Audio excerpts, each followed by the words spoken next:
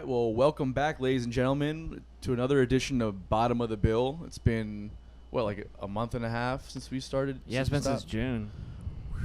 Man, it's been a long time. It feels good to be back, though. What have you been doing? Just hanging out. Really? Just hanging out? Oh, yeah. You haven't done anything? Done nothing. We didn't go on tour, or No. we didn't release an album? Didn't do anything. Just really taking the time to find myself. Why did we take time to find ourselves? Because I was lazy. You were lazy, or were we working real hard on something? I'm just joking, guys. We released a new album called Liberation.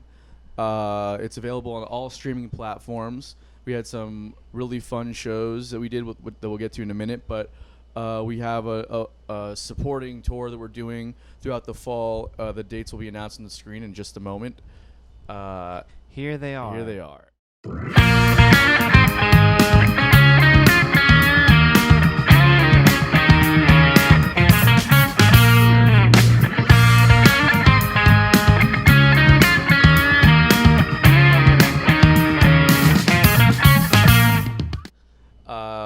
So we got our boy Brandon Howell with us today. What's up, Ham Hawks?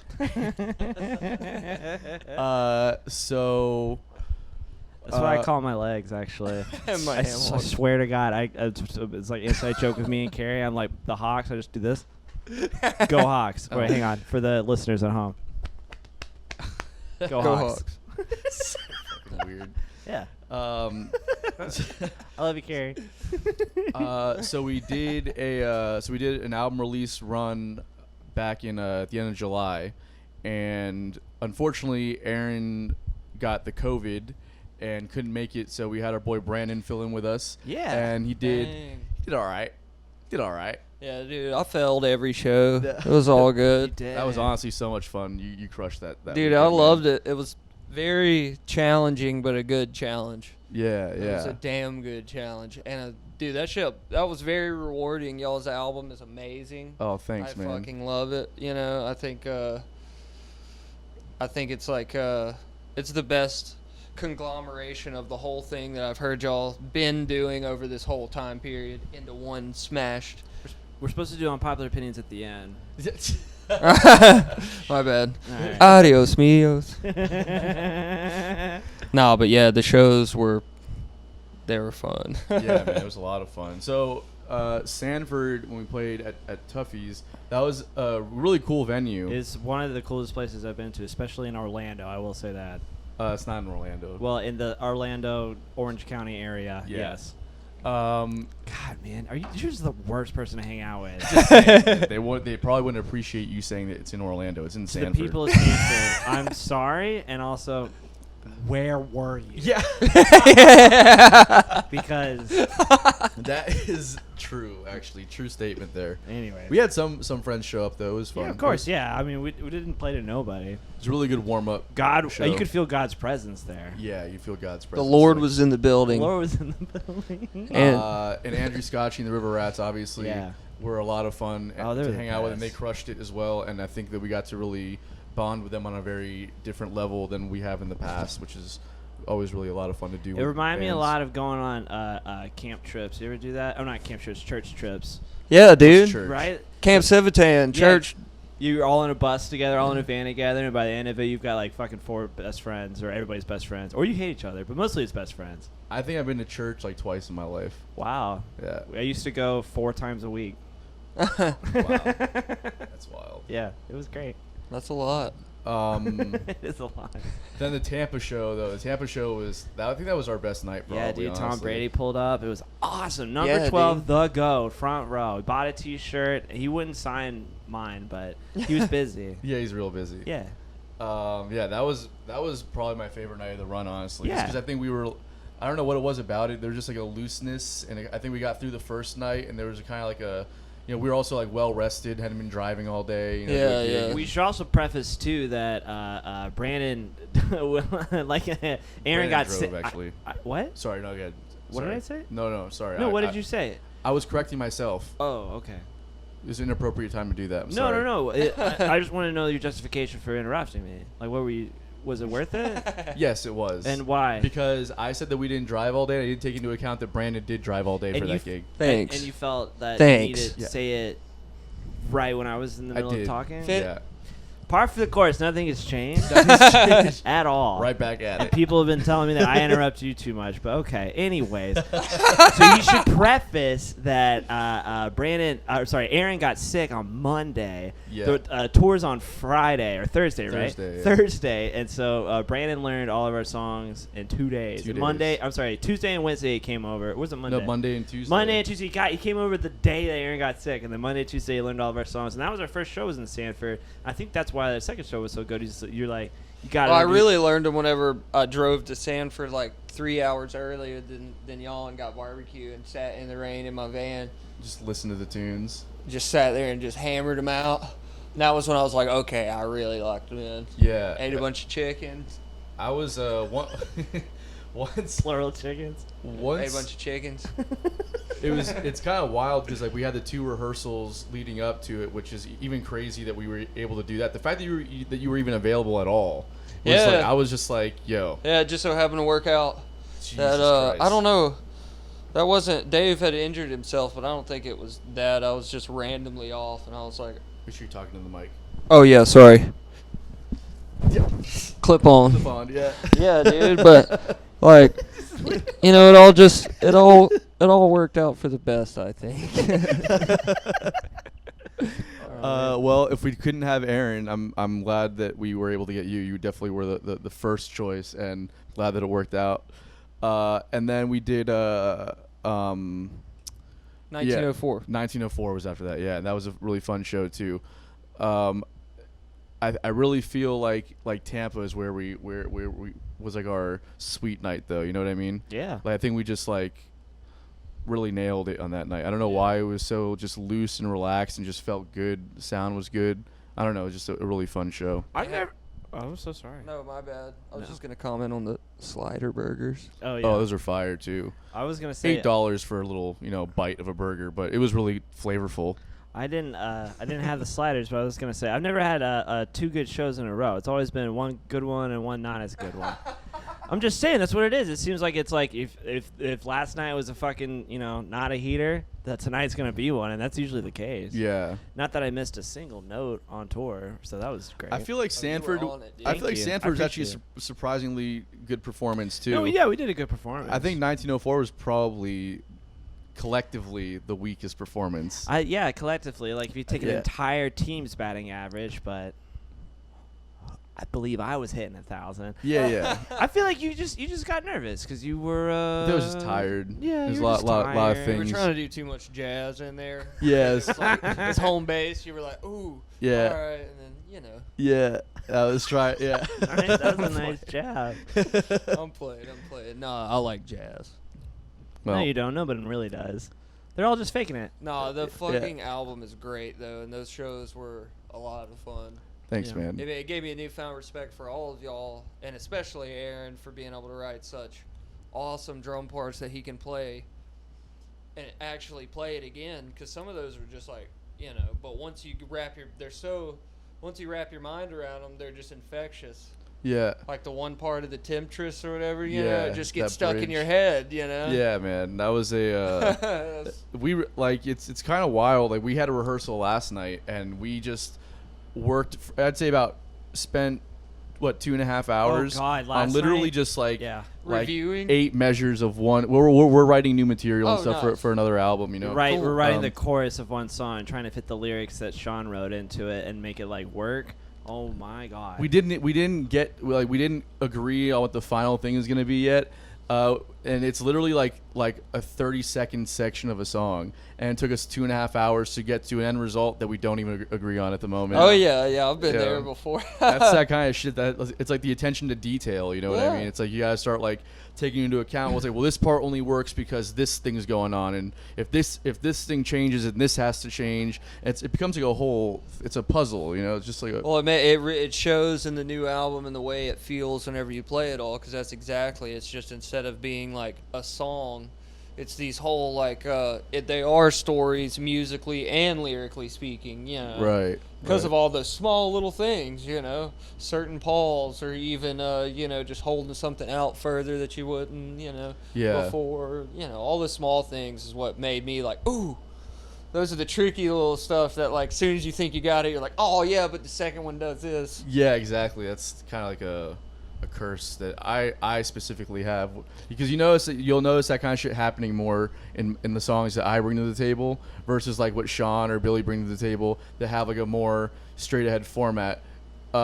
Except for the new song that you brought to the table, that's been a big brain buster. Oh yeah. But other than that, yeah, I'll show you that later. It's a good one. Yeah. Nice. But anyways, yeah. So that was a little recap of the weekend that we had, and it was a lot of fun, and we were glad you were able to do it, and you crushed it. Oh yeah, and the drummer Andrew Scotchy's drummer. Oh we were Logan. kindred spirits, bruh. Logan, man, that's how I feel about all those guys now. Honestly, Yeah, I just, they're really feel like they're fucking family. awesome at this point. guys. Yeah, make sure you check them out too. They have a record that they literally released their album right as the pandemic hit. We were supposed to go on the road with them last summer. Oh, I didn't then, know that. Like for their album release stuff. That's cool. And then the pandemic hit. They put their album out, and it was okay. I guess we're not touring or anything, so it was like a whole thing. So make sure you check out their album, as well as they're a very talented band and just really good guys overall. All right, well, let's get into it. Or have you watched the show at all? Are you familiar with what we do? I have, but it's been a while. I've been on Facebook in like close to a year now. Yeah, I don't blame you. Facebook sucks. So honestly, I have not seen it in a while. You've It's been a doing minute. like literally anything else but watching this show, Yeah. like the rest of our dude. viewers. but Sorry. whatever. No, it's all right. I don't blame you. It's all good. But I mean, Is it on Spotify? It's on Spotify. Is yeah. it? Yeah. Okay, well then I'm gonna start. I'm gonna Apple go. I'll Podcasts. go back through. Fucking listen to all of them, bro. They're all gems. Yeah, we need the views. We need yeah. we need the play count. I'll put it on Right, I guess. repeat when I go to sleep and just put it on mute.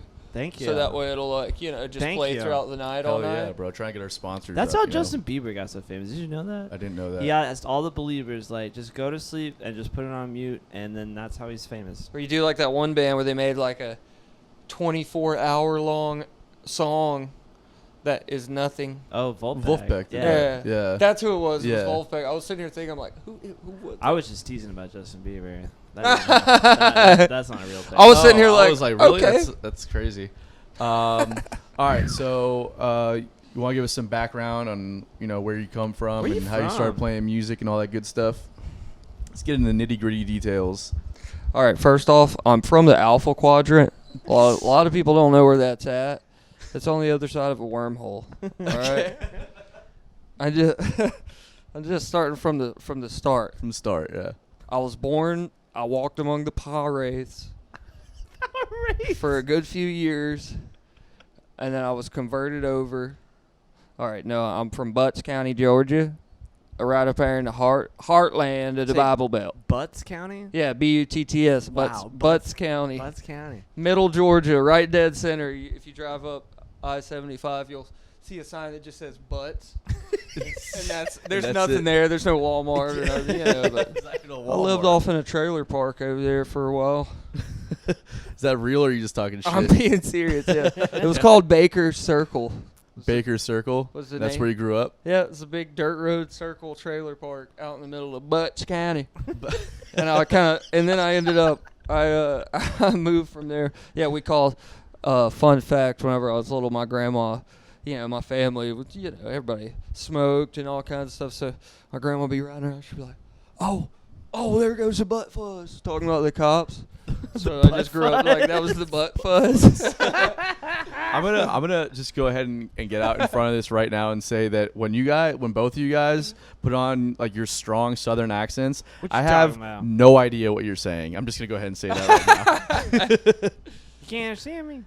You can understand what I'm saying? Yeah, his sounds more authentic than yours though. Yours sounds a little put on. That's because he's from It's a Georgia. I'm from different- Kentucky, yeah, man. it's It's a different- twangy. It's a different. He says Yeah. like Louisville. yeah. It's Louisville. Yeah, Louisville. Yeah. I There say you go. Louisville. Yeah, Louisville. Yeah. That's dang old Louisville. That's Louisville. You got like the Georgia thing has got like the Georgia accent's like this really slow drawl. Yeah. And yours is like fucking I don't know what it's it like is. putting like a can of rabies inside of a tinfoil pan. Yeah. Yeah. Yeah. That's what it's He's like. all fancy pants, highfalutin Kentucky talk. Yeah. You know. I love that. But yeah, I shortly moved, or I bounced back and forth between kind of like Valdosta. My dad lived there, and my mom lived in Butts County. Okay. So really, and then I moved to Valdosta when I was like, I don't like to stay maybe when I was like 14 or something. started going to the schoolhouse. So fucking weird. That's what. Yeah. Is that about when you started playing music, or were you? Yeah. Oh, my dad played drums, so I was always playing music, even whenever I lived in Butts County. The school there didn't have any band or anything like that, but I had drumsticks, and I'd like play on the couch to like Kiss songs, and my mom would just sit there and like blast Kiss songs because I was like, I'm gonna fucking be a drummer, and she's like, all right, that's what you want to do. And it was just like I had like a couple pairs of my dad's old drumsticks. Yeah. And then every time I'd come to visit him, I'd jump on the drums, and I had like a couple beats I could play without it really even trying. And I'm like, all right. And then, whenever I was like 13 or 14, whenever I went into the 6th grade, I was like, all right, here's my chance. I'm going to sign up for band, and I'm going to play drums. And the teacher was like, we got too many drummers. You're going to play trombone. I'm like, oh. So, like, that didn't last for, like, one day. My dad came to the school and was like, this kid is not playing trombone. He's fucking playing the drums. And sorry for the cursing. If any, like... Yeah, this is a real G-rated show. Underage, children that their parents don't cuss around them. I was raised in Butts County, Georgia. Yeah. But, then, did the old middle school symphonic and jazz ensemble. How are you so good at that? It was great. So, are you somebody that just like it just came to naturally? Yeah, I for the most part, even through probably say through the 4 years that I was in middle school, because I failed 7th grade, and I still would did band over again. Yeah, and that really helped me because my teacher, Deborah Bradley, a lady from Troy State University, was a badass. She was just a really talented musician. She played saxophone and drums and all kinds of stuff, and always pushed us she's the one who pushed me into playing outside of band.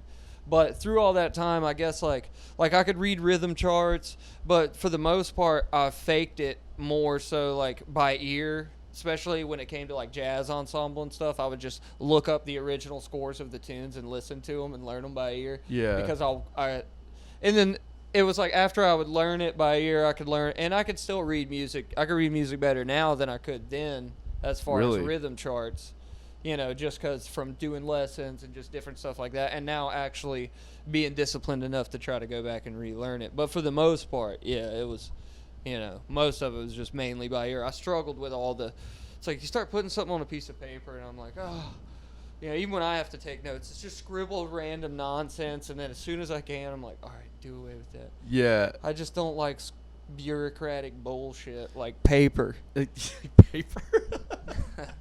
No, I'm with you on that. Yeah, that makes sense. I'm with you on that, man. I'm the same way when I'm like if I'm like charting stuff out. Yeah. There's been a few gigs over the years where I've done where I've gotten called to and like to fill in on guitar or whatever, and that's kind of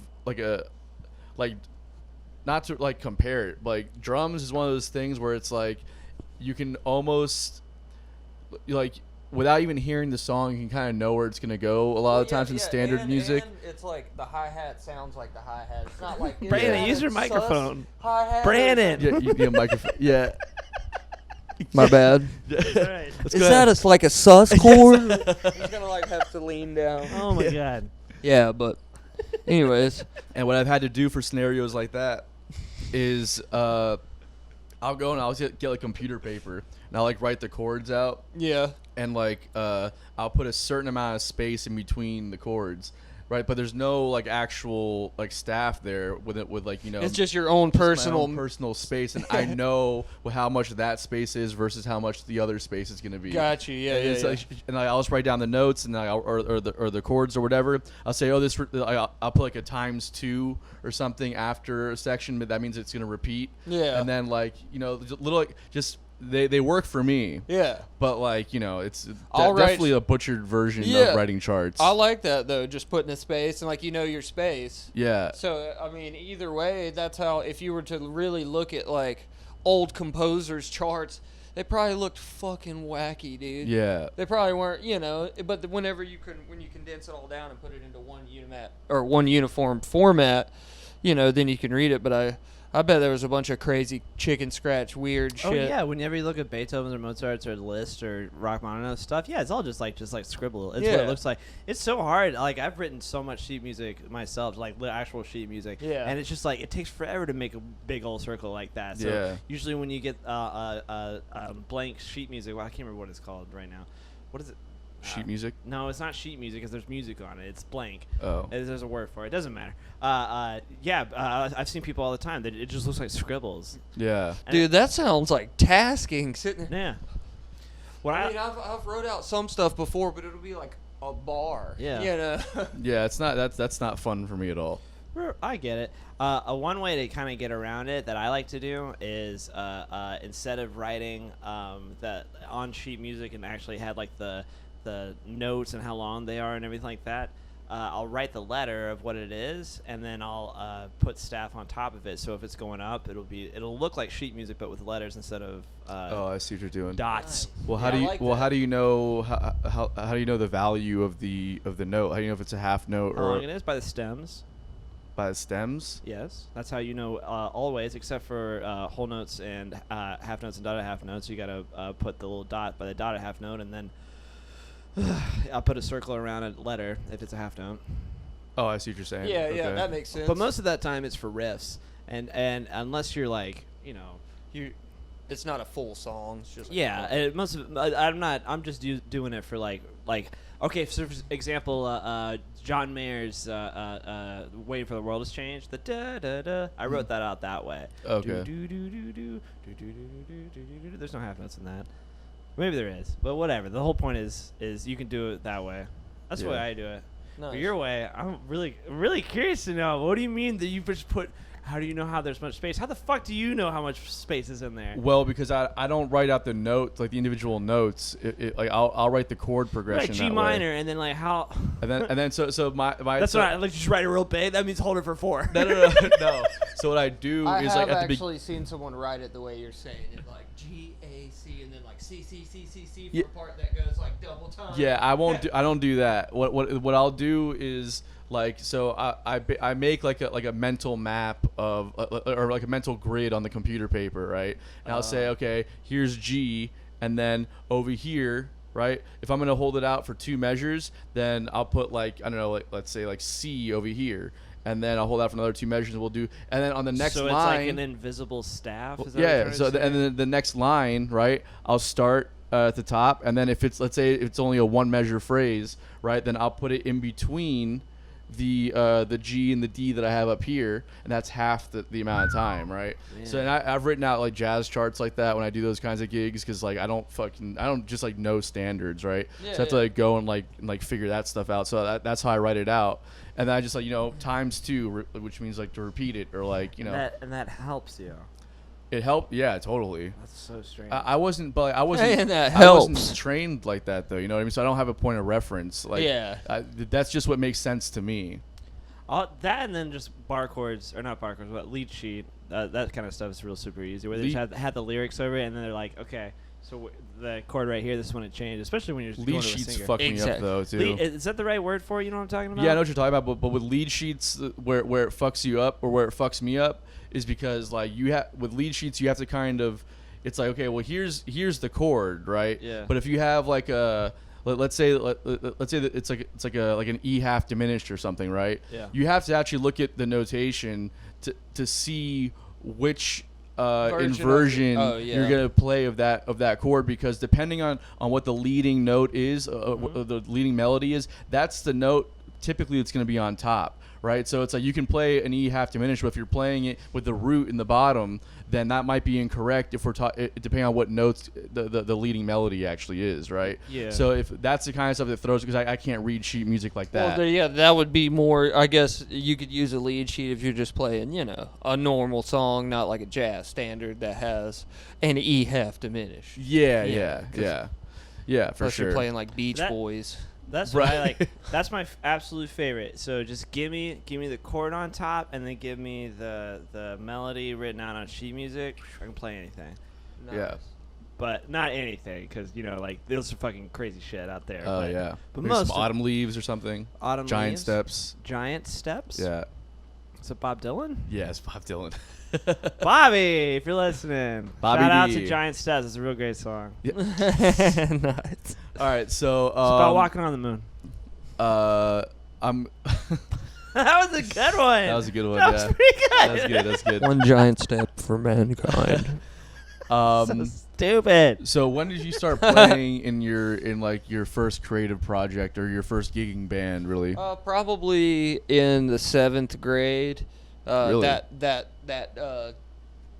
same band teacher. Whenever we had the jazz ensemble gigs at like a little coffee shop in town called Hildegard's, and a couple little, just events, little country club things where they'll hire the middle school jazz ensemble to come in or whatever. Yeah. She would always.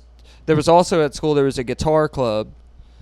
This lady, Miss Pease, who was cool. She was really awesome too. She was a math teacher, but she played guitar, and my cousin was in the guitar club, and then this dude that I met named Bowen, he was in the guitar club, and he was also he was the guitar player in the middle school jazz ensemble. Well then, so, we play like coffee house gigs and stuff, and she would be like, "Hey, I know y'all been playing some other songs in the guitar club, like Iron Man and Sweet Home Alabama and stuff like that. Y'all should go up on the set break and play those songs." And I'm like, "Really?" She's like, "Yeah, like you, Cliff."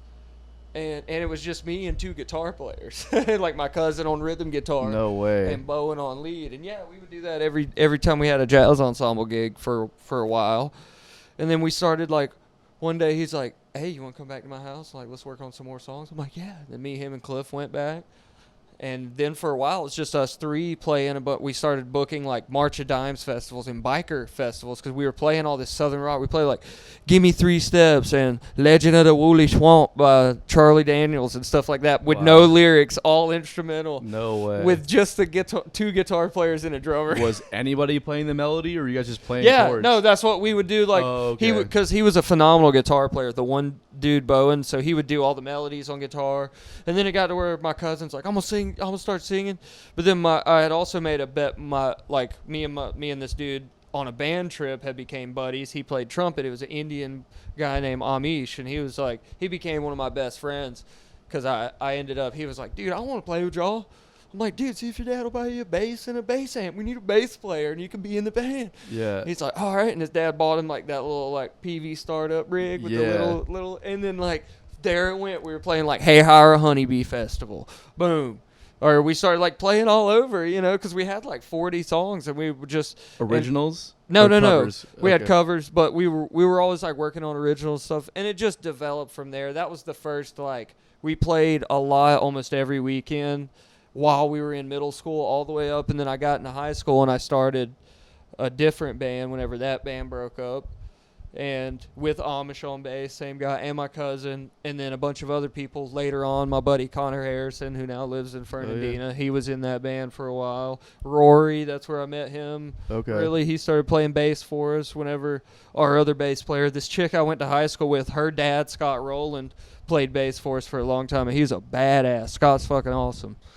Like a super badass musician, but we just did that through high school, and I started picking up other gigs with like my buddy J-Mo. And wait, so you met Rory in high school? Yeah. Oh wow. Yeah. Okay. He was playing in a wedding band and playing a bunch of other gigs with another guy from Valdosta named Justin, and they were like good friends. And Justin just so happened to be really close with my uncle. And I lived with my aunt and my uncle, so he was a drummer, but had like since been playing guitar and was really good at guitar. He's a left-handed, super sick guitar player, and he plays for the Blues Factor band and does a bunch of his own stuff. Now he plays with Juan from town, Juan Roland, that plays sax. Yeah. My uncle was always like, "You should get this dude on drums. And he was like, "No, I can't have no like 14-year-old kid in the bar." And then eventually he was like, "Oh, something happened," and he was like, "All right, I have to step up from the drums and let someone else play guitar because their guitar player called out." And I went and played one time, and then I started playing with him all the time Then later joined the wedding band, did the wedding band stuff for a while.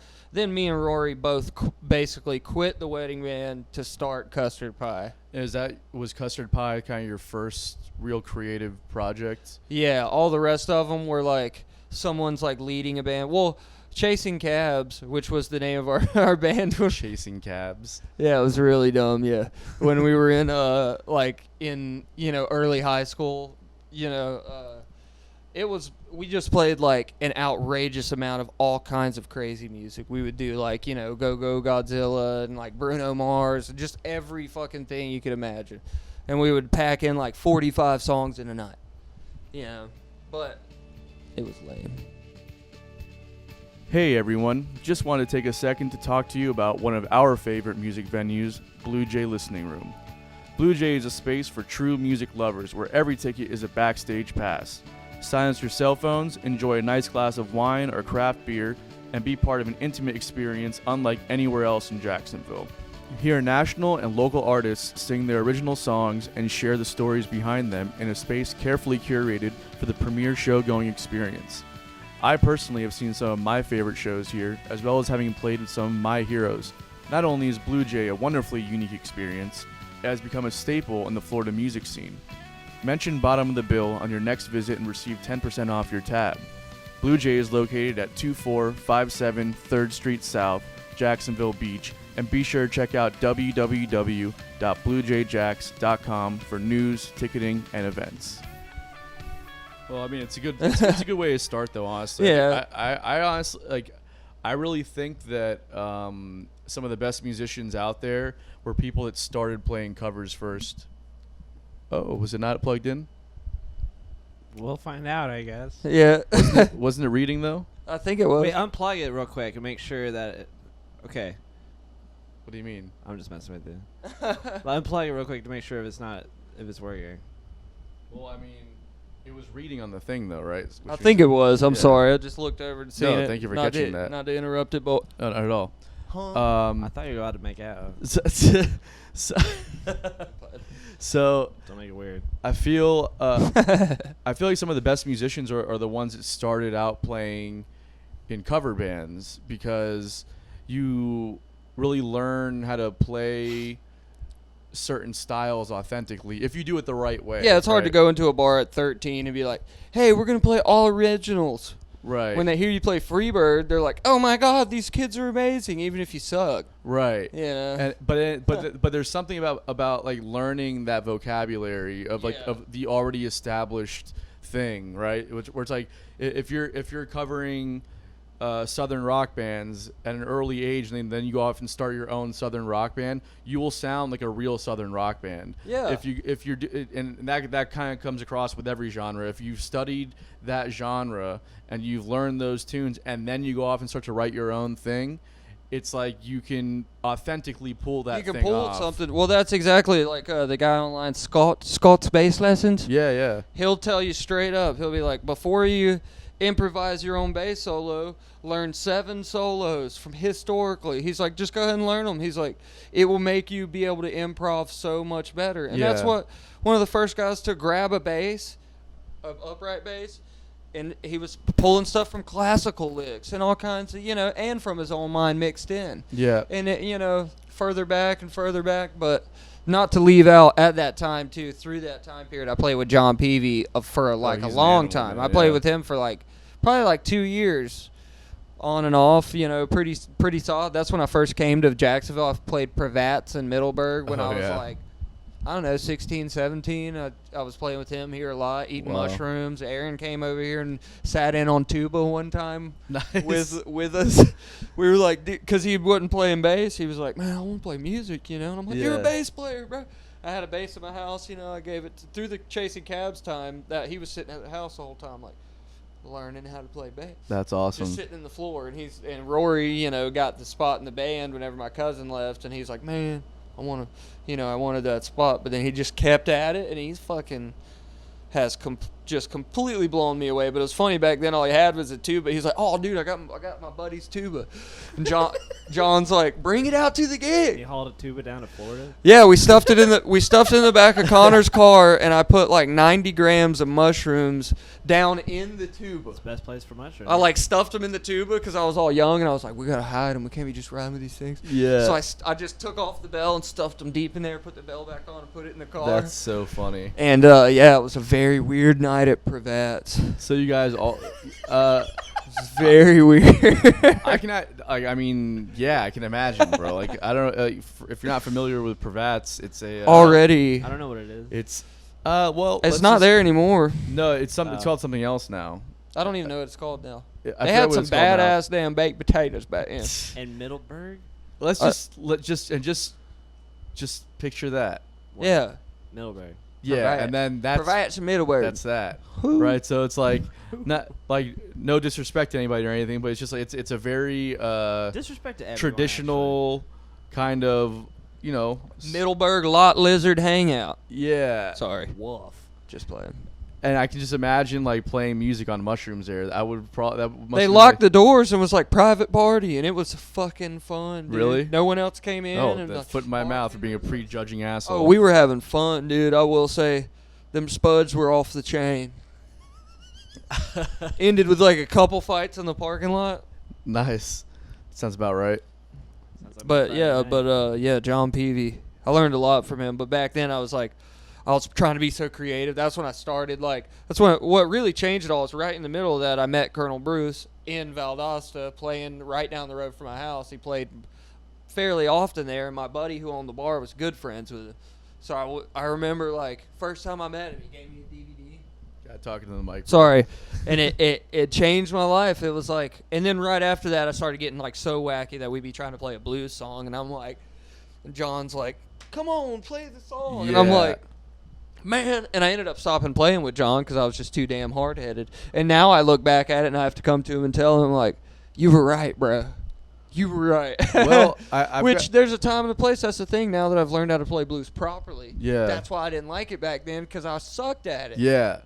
Well, that's I couldn't do it right. I- so and I now d- I'm like, So this is a very similar situation to me, where I feel like just every musician in general, honestly, goes through this thing where you're trying to be creative and you're learning all these new things and like you need to put it in everything, right? Like you need to do that, right? You need to play a blues exactly. and you need to like just take it to these unnecessary places because you need to learn that that it's where not supposed to go there. exactly right. So when I was playing in the blues band, I was the same way, but I thought I already knew how to play the blues, right? I was like, yeah, I grew up like my earliest influences were like Stevie Ray Vaughan and Eric Clapton and B.B. King. So yeah, I got the fucking blues, bro.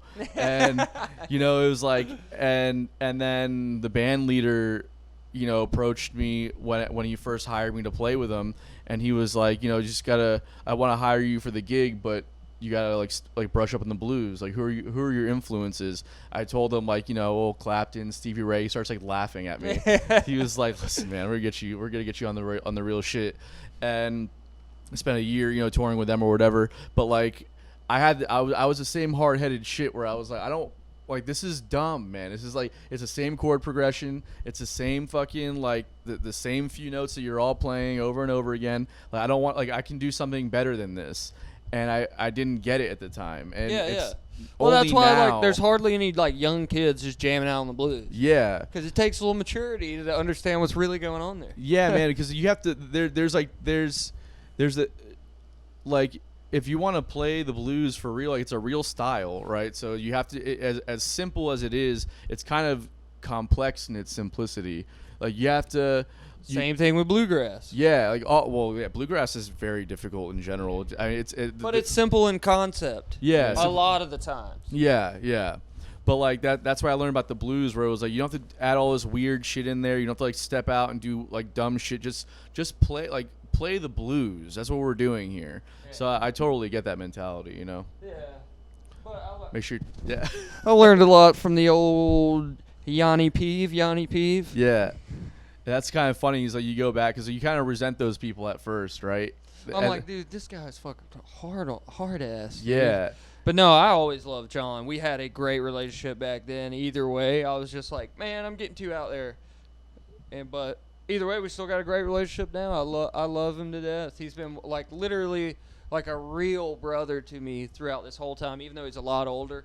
We had moments back then just sitting at his house talking that were like just unreal, changed my life and helped me get the courage to like do a lot of the shit that I am doing today. Yeah. You know, and a lot of people like that, James Kennedy, a bunch of my different friends that are a lot older than me, but have, you know, they just treat me with a certain amount of respect where like I really listen to what they have to say, or like I've learned a lot from them in a way that it just gives me courage to do what I'm doing now, even though back then I was like, I'm tired of playing fucking blues. Yeah, no, I hear you, man.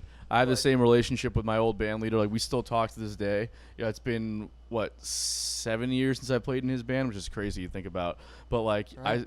I still call him, and he still calls me. And That's cool. We still give each other, we still talk shit to each other. Like, you know, like, fuck you, the blues sucks, or whatever. He tells me how I'm a terrible guitar player still, and all that stuff. And it's like, you know, but at the end of the day, it's like those are the kind of mentors that kind of set a certain precedent. I know, for you, and know? I've looked back now. It's like John doesn't have to say anything to me ever again. I remember everything he ever said, and now I look in those moments and I'm like, ooh.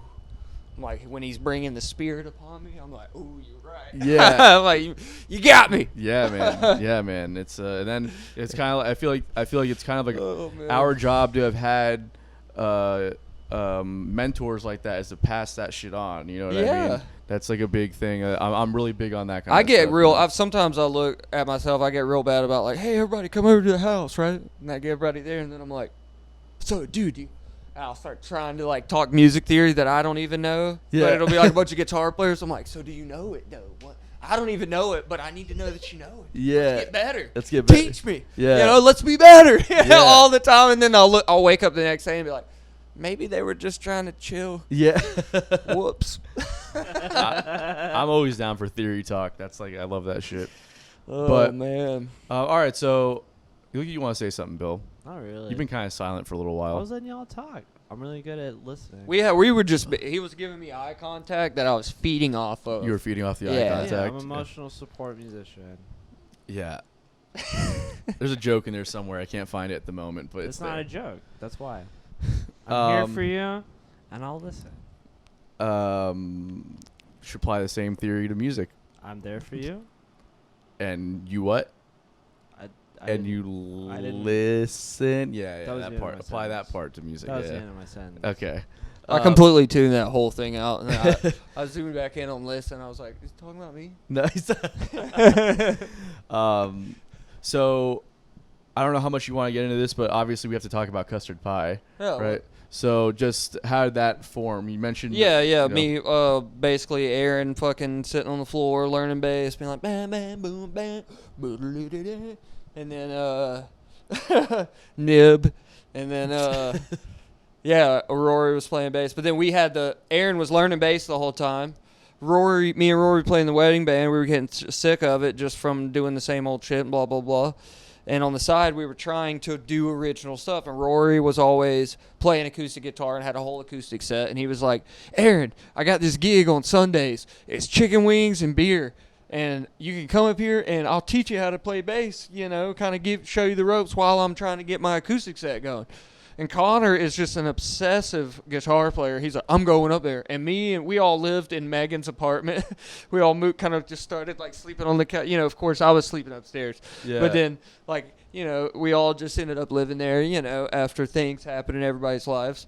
And, Rory fucking did that gig. Connor was up there all the time. And then one night, like, I ate some mushroom chocolates. And I was bored at the house. It was right down the road. I mean, literally walking distance. So I hauled like some congas and different stuff down there. Yeah. Set up this like half-ass drum set, and I played. And I was like, wait. And it wasn't even anything close to anything that we ended up playing, but there was just some weird magic. I was like, all right, I ain't letting go of this. And so from then on, we just fucking obsessively, and I mean obsessively through everything to the wayside to literally obsess over the music and the whole thing, you know what I mean, which was what we wanted to do and what, you know, it was a lot of fun and I got a lot of good memories. I look back at photos, I'm like, that was fun. Yeah. Like, you know, we did all kinds of crazy shit. And it was fun being so serious about something at the same time. That's kind of what I learned about the whole thing, is just not taking it all so seriously, taking yourself seriously. Just like Colonel Bruce, the Godfather, said, you take yourself seriously, but do not take what you're doing that seriously.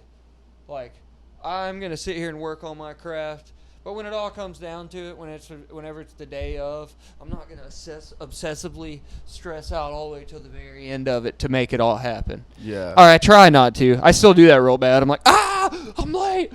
But I'm telling myself the whole time, it don't matter. Yeah. That shit, it's all good. Yeah, take a page out of his book. Well, I mean, It's all going to be I fun. think that's something that we all struggle with, though, right? Yeah. Yeah.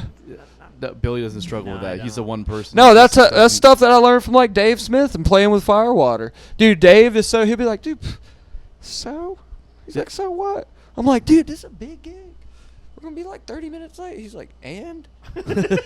And we're still going to go and play. Yeah. And if someone's rude to us, then they can piss off. And I'm like, yeah, you're right. I'm like, dude, Dave's always like, dude, stop stressing. He'll call me every time and be like, don't worry about nothing. Don't worry about nothing. And I'm still freaking out, you know. And I'm like, damn, I wish I could be more like that. But, you know, that's why I surround myself with people like Aaron and Dave Smith, because they just don't let it faze them. Aaron's like, I'm on the way. Yeah. I got a chocolate milk. Yeah, got chocolate milk. You know what I mean? Like, for real, got a baby on the way. Yeah. Just going through life. Yeah, and I'm like, I used to get so mad in the custard pie days. I'm like, Aaron, show some passion, bro. I want to see you getting fired up about this. And Dave pointed out to me, he's like, you know why you get all ill with Aaron? Because you envy him. I'm like, you're right. Yeah. I do. I'm like, I wish I could just not give a shit that much and then just be that content and happy with everything going on. You know, for real. The walls be burning down. Aaron's like, dude, I'm about to win on this Magic game.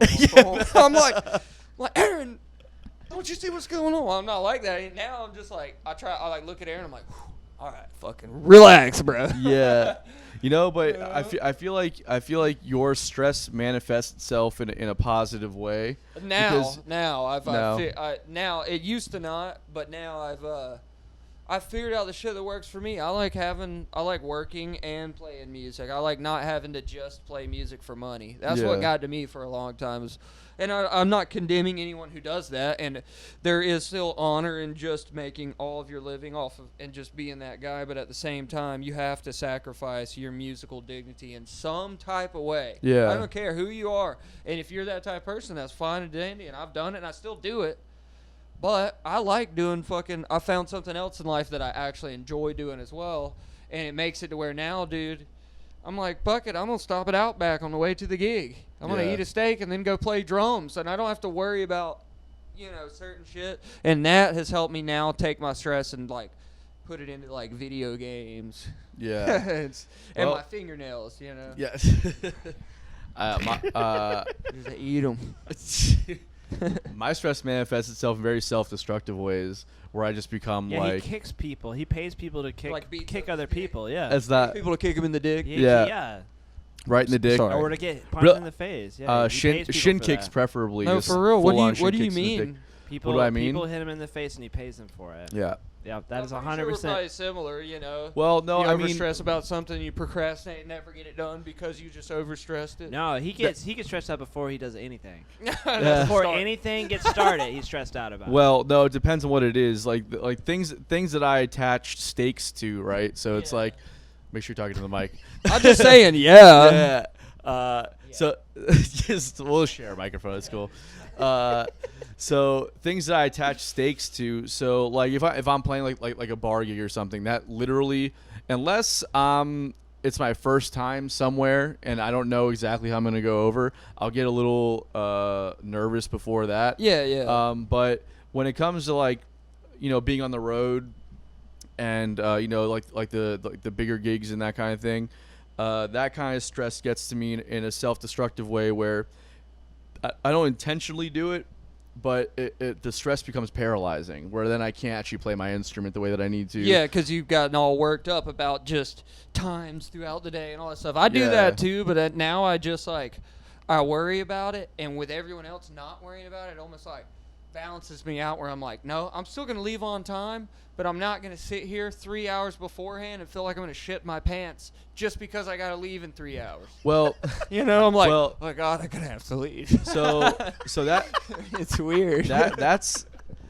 it's hard, dude. Yeah, I imagine. That's a part of it for me, but there's a deeper thing for me. You get like crippling anxiety Like where it's hard to play. Yeah, like where I feel it in my hands where I know I can't do even like you don't have 30%. the finesse and shit. It's just not I have there. felt that before too, and I can imagine that on guitar it would be more because it's such a it's just such a finessey type instrument. Yeah, and it gets and really like what it boils down to is that it's that I do take what I do very seriously, and I wanna portray that. Like, so when I'm on stage, I want people to receive that.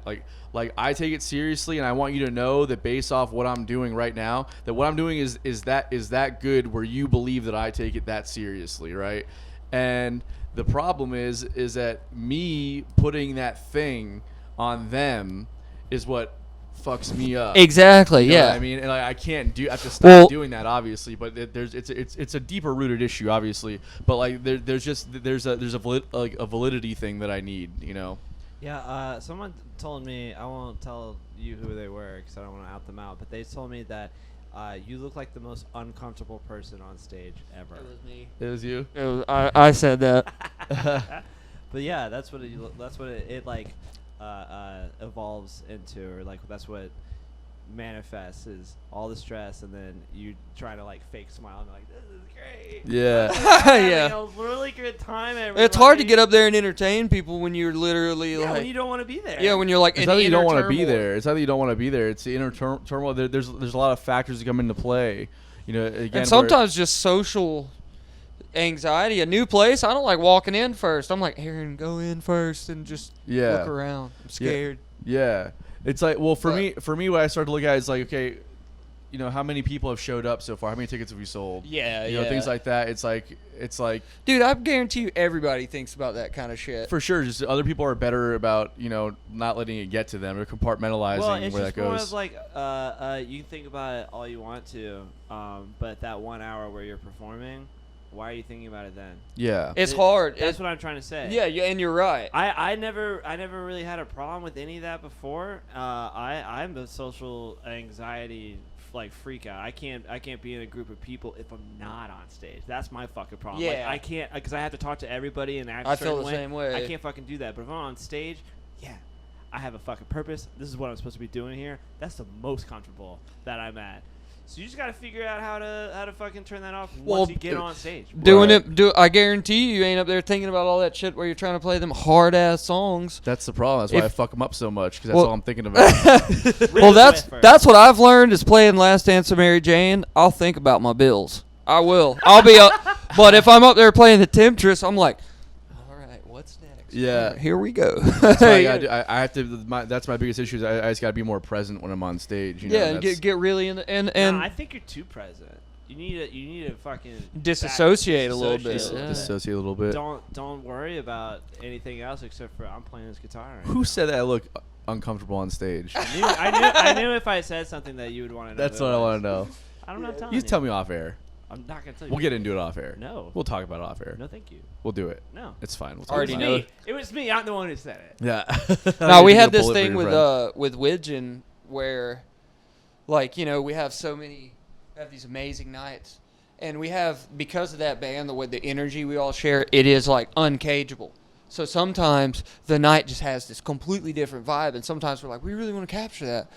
And for a while, we were all about that, but then I kind of started thinking about it. I told everyone I sat down, like, we cannot put that stipulation on ourselves for every show, because it gives you this pretense to where if we're like, okay, guys, the reason we all got together is because we really fucking like the way each other plays. Yeah.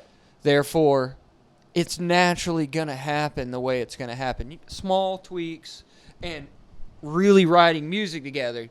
But as far as, like, when we're off jamming, whenever we've tried to, all right, let's really try to dynamically do this, and this when we're improving. Setting up an improv mentally didn't work out as well. Because now the whole time I'm playing like, all right, I'm trying to do this thing. And instead of just fucking like, ooh, yeah. Just when you're feeling off literally just the raw emotion and I'm not thinking about anything else, that's whenever the magic happens, especially with that band. So we write these cool-ass songs and set it up and then just fucking stare at each other like, and just try to pull it out. Right. Versus, like, talk it out or set some preconceived notion of how the night's going to go. Right. You know? Right. And that seemed to help a lot because now we just get together and we trust each other and we know. And if we feel it, we just fucking go with it. I can tell if someone's trying to get quiet, you know? Yeah, totally. Or I can tell whenever the song needs, like, less rhythmic structure and more just a straight, you know? It's like, and we trust each other with that, you know? And you tweak it here and there, especially when you're writing music. Whenever I really figured all that out was, like, recording music. It's like, okay, a lot of that shit you do live goes to the wayside. Even just eighth notes on the hi-hat can turn into quarter notes quick. Because depending on all the other rhythms and shit, it just gets, you know, kind of, it'll get funky if you got like clav, and you're trying to. That's the thing, man. It's like, and that's something that we've become a lot more conscious of. I think even in our, you know, we've done 2 albums now as a collective band, and the first album obviously was one experience, and then the second one was even more lightening experience, where to the point where now when we're rehearsing, I'm trying to listen on the same microscopic level that you would when you're in the studio. That's exactly what we've taken on from doing our recent album, which, by the way, our new single is up on all platforms. Spotify. It is? The Widgeon single is out, and the album will be out very soon, but we got the single is out, so. Hell yeah. That's amazing. I'm pumped. What's the name of it? Let Me Fade. Is it all right if we play it on the show? Oh, I'd love, yeah, that'd be Here's sick. Let Me Fade by Widgeon.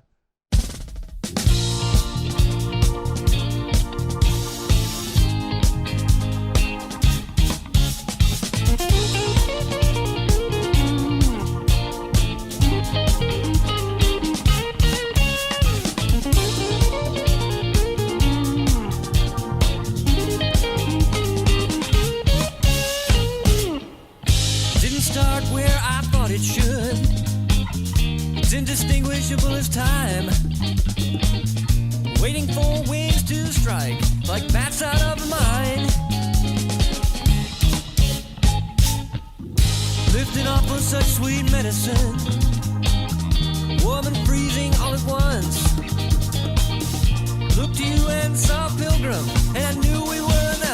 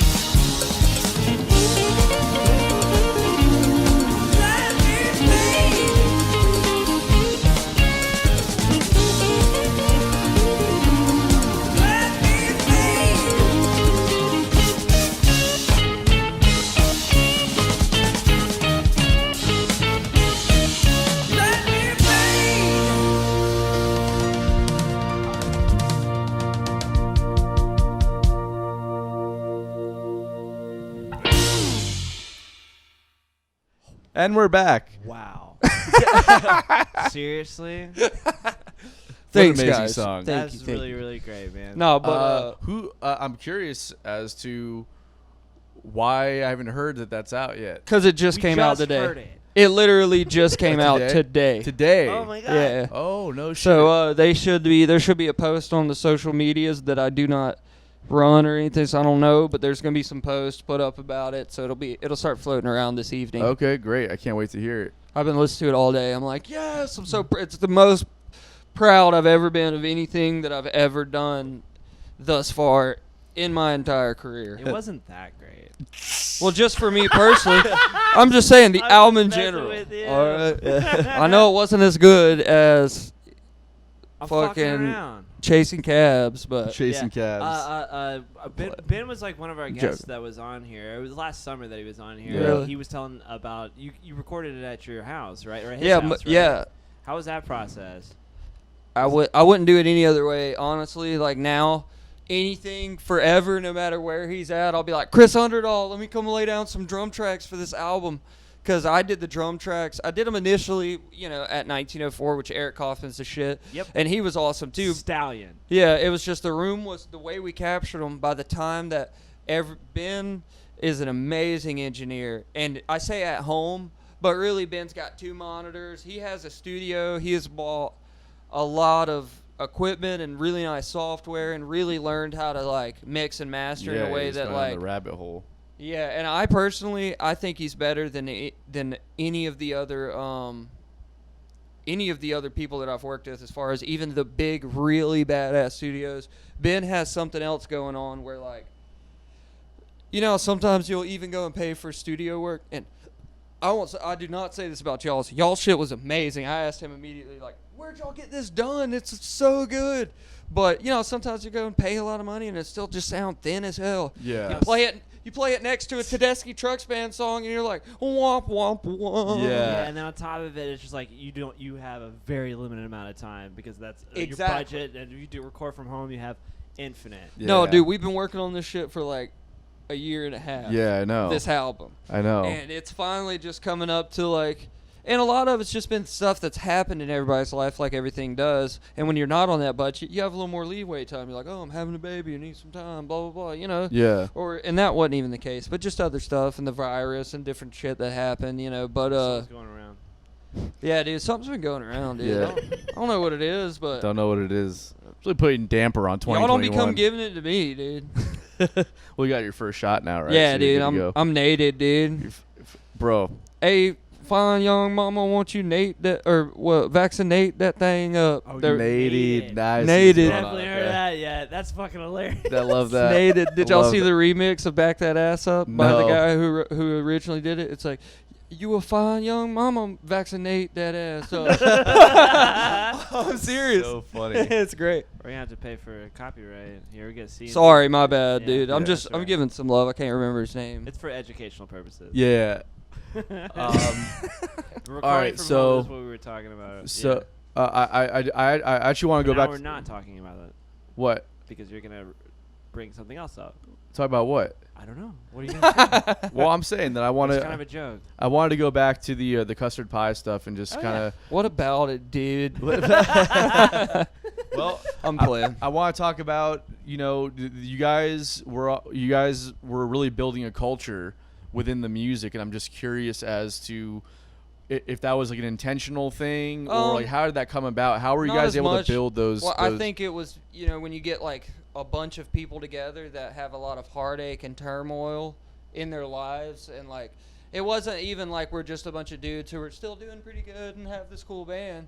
It's like the people who followed us really felt in the experience of life with us, and we all shared in heartache and family loss and just shit that like, you know what I mean, that you need family for, that a lot of people didn't have family for. And I think through the music and us as particular people is what helped build that, but at a time that's what became detrimental to us, is the fact that like we just were fucking so unself-reliant that at a certain point in time it's just hard for people to sit around and know that it's hard to look at it as in my opinion, as like it's just some like honorable thing whenever you're out there constantly struggling. Yeah. But within all that was a magic that we all found, like, a peace and like a power. I think within that was like kind of what was happening with a lot of our fans and stuff. And we took a lot of chances. That's one thing that we never fucking disagreed on. We're like, tonight, like, they would literally let me take anything and I would just completely flip-flop it on in and just take a right turn that I cannot do with any other musician other than Aaron and Rory. And I could still do that kind of stuff with Aaron, because now he knows where, but just swap shit on a dime. And never once would Rory ever look back at me like, what are you doing? Yeah. Half the time it was me going, Aaron, what are you doing? Yeah. Or what is going on right now? Rory was just like, fuck it, let's ride with it. Yeah. He's like, I just take some left turn out of nowhere. And that kind of shit, I think, is what, it's just like that ambition and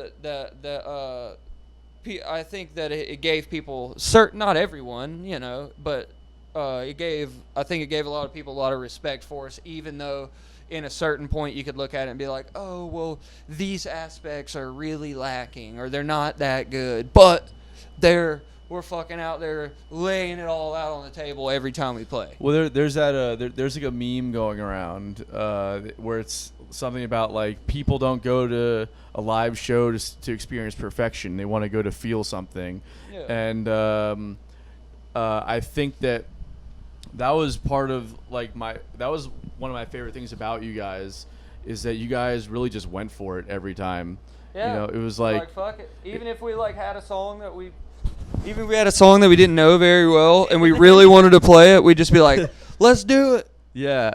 Well, I played that one gig. Every time he drops the microphone, and every single time he picks it up, he just goes, "Yeah, let's talk real loud in here. This is the way to do it."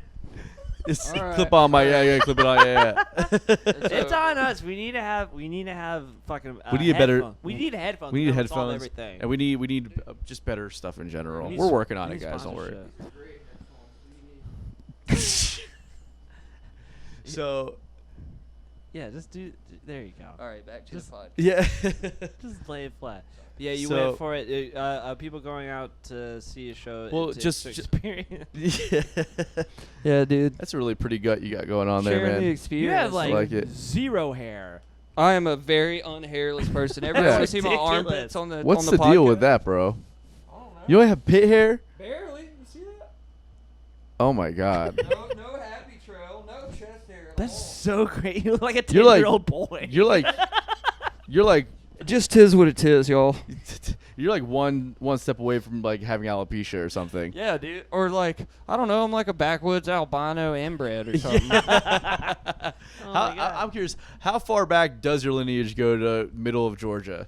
I don't know about that, but I know I'm Welsh Irish.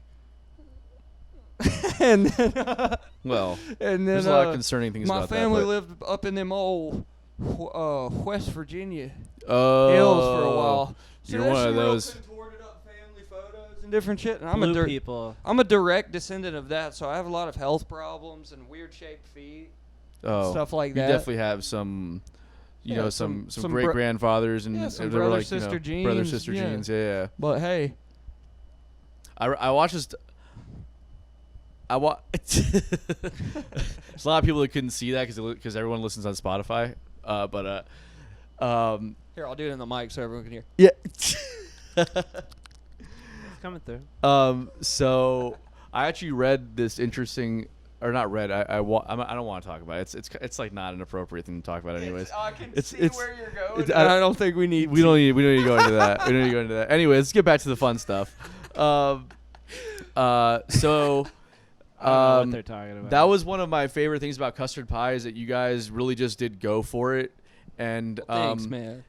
and Brandon, Aaron always blew my mind, because it's like when I first met you guys, he'd only been playing bass for 2 years, right? And I remember seeing him, I'm just like, how? We were hard as shit on Aaron, Yeah. and Aaron is one of the most weirdly competitive people that you've ever met, as far as he competes with his own brain. It's not like he's competing with everyone else. Yeah. When he decided he wanted to play bass, first thing he did is went to the bookstore and bought 5 books on bass. Literally, how to play bass for dummies.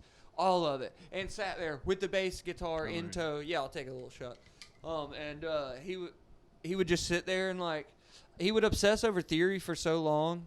He would just skip technique and be over there like, oh, here's this crazy chord progression, but I can't even get my fingers to work. I've right. noticed that, Aaron, you can lay off the theory, bro. We don't need it. I know, jeez, bro. Just fucking lay off the fucking theory, bro. But now I'm like, dude, I shouldn't.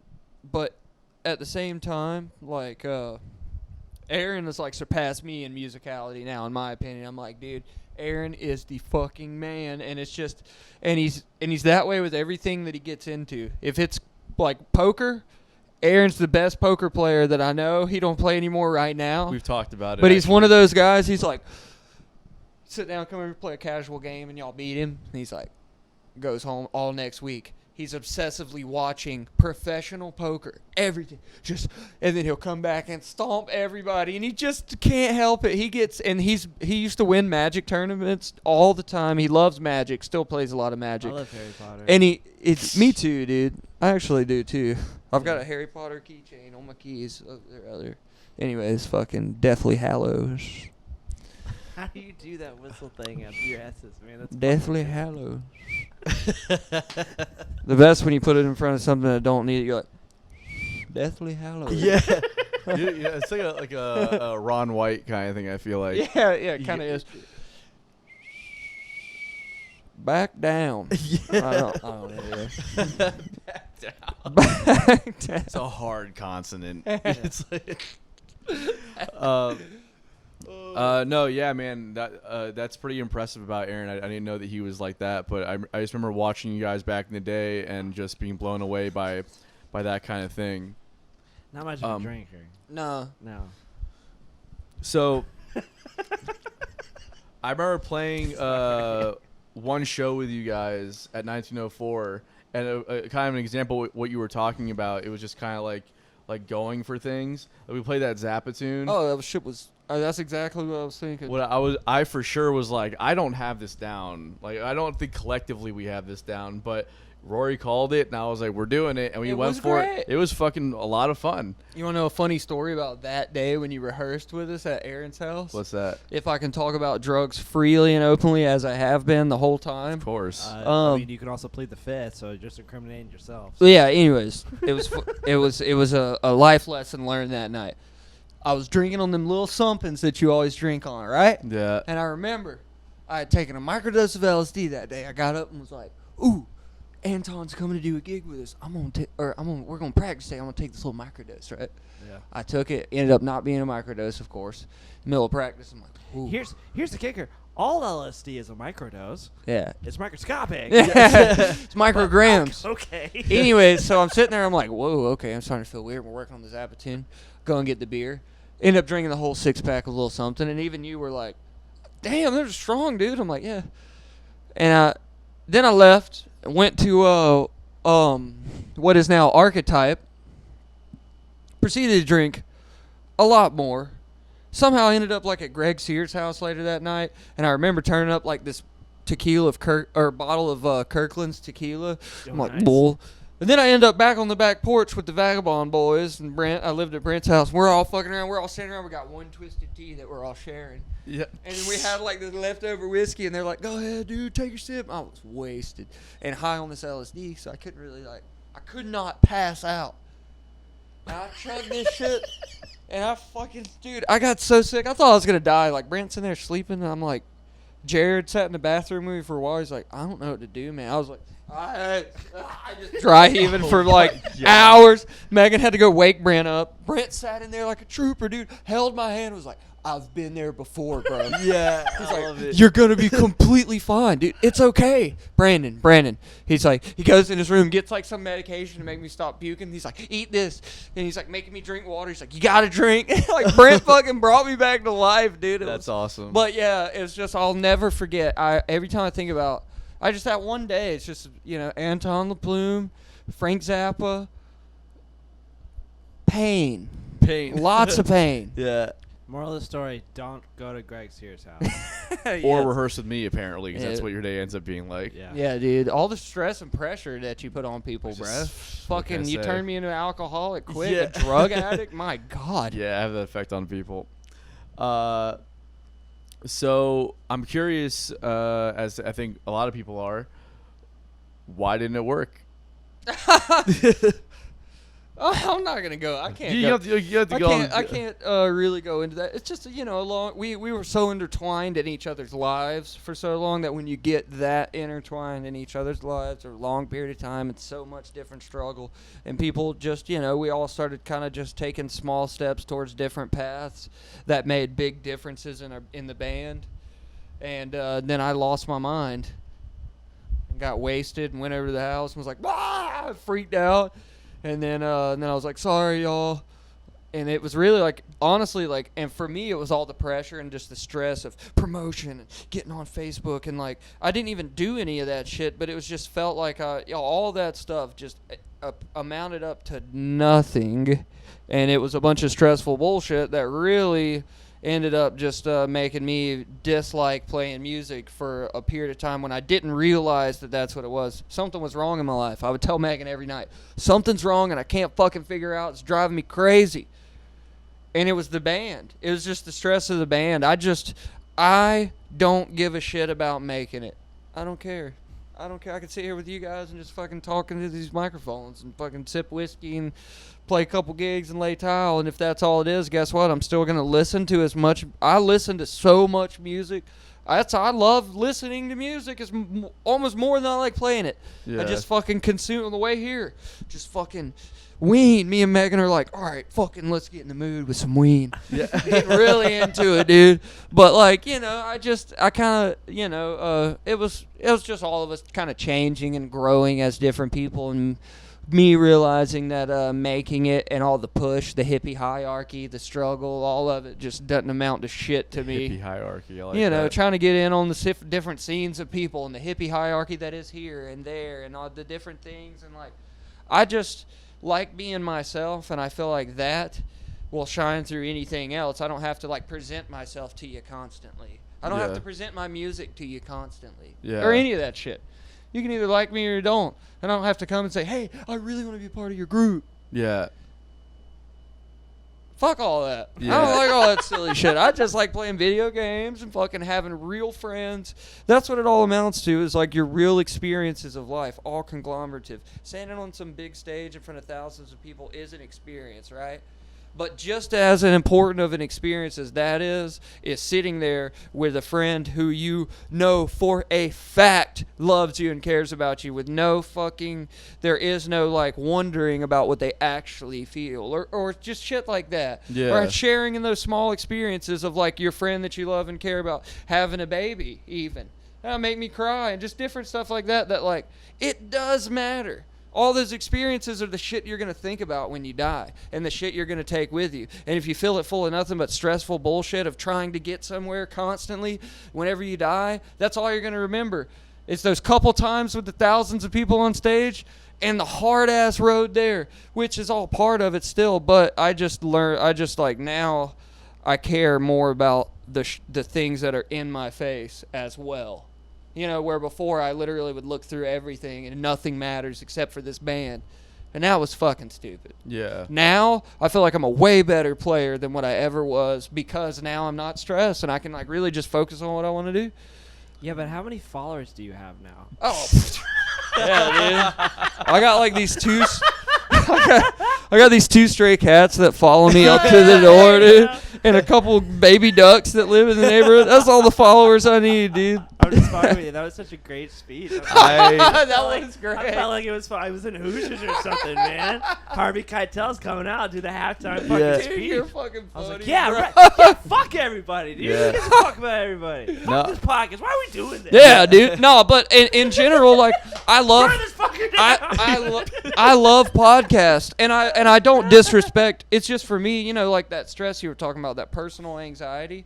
I get it from all of that. But therefore, then again, that's why I'm willing to put my whole musical self to you if you're willing to help me with those other parts of life. So therefore, the bands I play in now, that's, You know what I mean? It's not like I don't do anything. I don't make fucking Facebook posts. And if you don't like that, I don't care.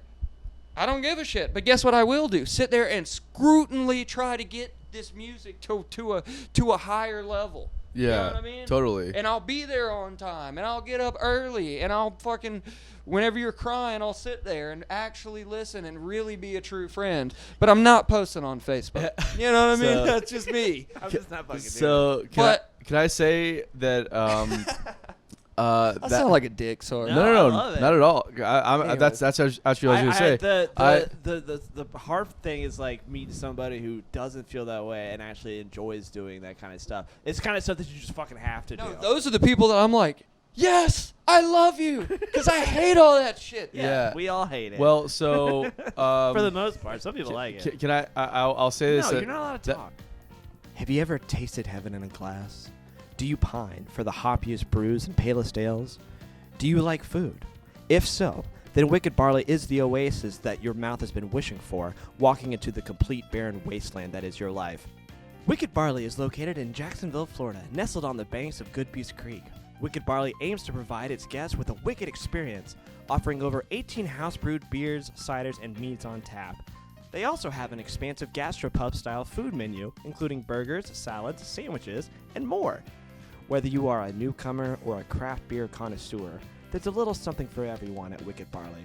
Visit them at 4100 Bay Meadows Drive and tell them Bottom of the Bill sent you. That was an inspiring segment there, and I really, truly feel you on that. Like you said a couple things that as you were saying it, I don't know if you realize how relevant some of that stuff is. I mean, obviously you do because you went through it, but like some of that stuff is like super relevant to my personal life right now, like the friends having babies and the things that you're not there for because you're. It's a whole thing. Yeah. But like, and those are the things that have been going through my mind a lot lately about what's actually important. So yeah, man. I mean, like I totally get you. I've missed out on a lot of that shit. Yes, and that's a problem for sure, right? That's a problem. I don't know. You know, one of the battles I go back and forth with is like, is it worth it, right? And you know, I haven't gotten to the realization that you've gotten to yet. Maybe I will one day, but you know, what I will say though is that when you did that run with us, I think that your disposition kind of rubbed off on everybody because I'll say this, like it was what, like I felt just no stress at all that weekend. Oh man, that's the funniest thing I fucking heard in a long time. No stress. I mean, minimal compared to what I normally feel before gigs. Not even close. I mean, like, look at there's always gonna be an aspect where I have to be on top of certain things, right? Like, butthole could turn coal into a diamond. What are you talking about, bro? What I'm saying is, what I'm saying. Are you not validating my feelings right now? Is that what's happening? I'm listening. Doesn't sound like you are though, I'm right? listening You're to just what kind you're of like just shoving it off and laughing it off. That's what friends do. Yeah, that's what friends do. A We therapist should be will trying to go, build each other up, right? Like Brandon was saying, friends don't build each other up. we They tear each other down, break each other fucking down. tear Break a 'em fucking down. wall Fucking down. true friends. What I was saying is, there's always going to be in the position that I'm in with the band. Obviously, there's always going to be certain things I have to be on top of and I have to be considering, right? All I'm saying is that musically, with this last run, I felt less stress than I felt in a long time, right? And I think that there's a certain confidence in knowing that you're going to handle the job, right? But there's also like a certain just a certain kind of vibe that when you're so confident in the way that you feel about what you're doing, whether it's playing the instrument or your path in life, whatever that might be, that's intoxicating, like, right? Like that's infectious. It gets to everybody. And I'll tell you the truth, joining Firewater, and that's something, you know, we just been talking about like my past and stuff, but joining Firewater is a lot that's helped me in seeing that, because Dave Smith has become one of my best friends and one of the people that help. He like learned me real quick, and he's like, I can see these things about you, and he'll just say them out loud. He's like, dude, he's like, we got to figure out how to get these stressors off of you and different shit. And he started pointing out shit to me that I'm like, God damn it, you're right. These are the things that I do care about, that I pretend like that I don't, because I feel like there's an honor in being like, no, I'm fucking self-sufficient. Well, guess what? I'm way more self-sufficient now than I ever have been, and happier. And I don't. Some of the people who I respect the most and the best musicians they look at life the same way that I've came onto it now, where it's like sometimes I'll get like teary-eyed just thinking about one of my friends doing well, not even with music or something, or just like, you know, some of the bonds that I share with my friends and shit. Like, I don't know, that's the kind of shit that I really care about these days. It's like shit like that. Like I used to not talk. I love James Kennedy, always have, and I used to have phone anxiety real bad. I just didn't like talking to people, but I was real stressed out all the time. Now I call that motherfucker every day. I'm just like, hey, I love you, dude. Which shout out to James Kennedy for and you for hooking us up, because he's the one that's like, dude, I know you did that run. The album's amazing. I'm like, I fucking know, it's so good. Oh man, so it's great. James Kennedy, he lives out like in the Pensacola area. Yep. He has a page called Swamp Hippie Gulf Coast. Swamp Yeah, Hippie it's Gulf like a Coast community on Facebook, and he does a lot for, like, you know, bands and stuff that are traveling, trying to help promote and all that stuff. And he messaged me maybe a week ago or whatever, say, hey man, give me a call when you got a minute. And I called him. He's like, yeah, you know, so I was talking to Brandon after that run that you guys did, and he said that you guys are good people, and that I should be trying to help you guys out. So I'm calling just to let you know that if you guys ever need a gig out this way, let me know, you know, and I'll try and help you guys out the best that I can. Awesome. So I really appreciate Dude, that. hit him man. up. I'm saying, if nothing I else, for sure am. he'll put together these cool ass little three show runs, and even though it's a good ways away, you drive over there, stay somewhere with him or with one of the people, and dude, the community over there is fucking awesome. You know what I mean? Like, people show up, and once you start going there and you keep building it, now all of a sudden the little spirals we make, or however you do it, you got one going out that way that's like right on the cusp. And the culture there is so cool because it's the spill out of New Orleans right there in that part of Mississippi. Yeah, it's fucking awesome over there. I love it. Well, and that's the thing. Like, we pre-COVID, we were routing to New Orleans like twice a year. You know, Nice. so it was like that'd be like a perfect spot to Exactly, hit. dude. They got like he's got a spot in Mobile, Alabama. Dope. And he's got a spot over there right there in Gulfport, which is called the Juke Joint, which is like a 24-hour bar. Okay. It's fucking cool. I used to play in Gulfport a long time ago. It's a cool little area. Isn't it? It is cool. Yeah, man. No, so I really appreciate that hookup for sure. Yeah. So I want to talk about Firewater for a little bit as well. How did you get linked up with those guys? Just because right there at the end of Custard Pie, Aaron had started.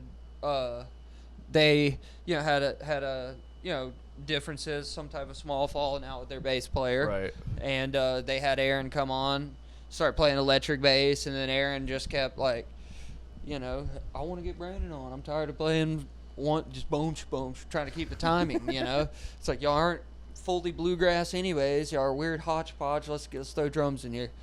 And, I was like, nah, I don't know about that for a while. I was like, I don't want to step on Chris's toes, blah, blah, blah. And Chris is like, it's like, hell no. He's like that type of dude. Anything.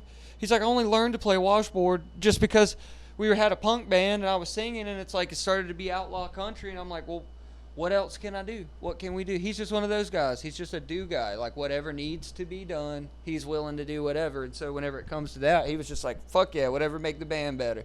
And me and him are great friends. I fucking love Chris. He's one of my favorite people. And at first I was like, oh, I don't want to step on his toes, wasn't sure about, but throw some shuffles on there. I love bluegrass and just hillbilly sound and music, especially with a weird fucking psychedelic twist like that. Yeah, so totally. I was very unsure about it at first. Now I'm all about it. I love them. They've kind of put me in almost to some type of light of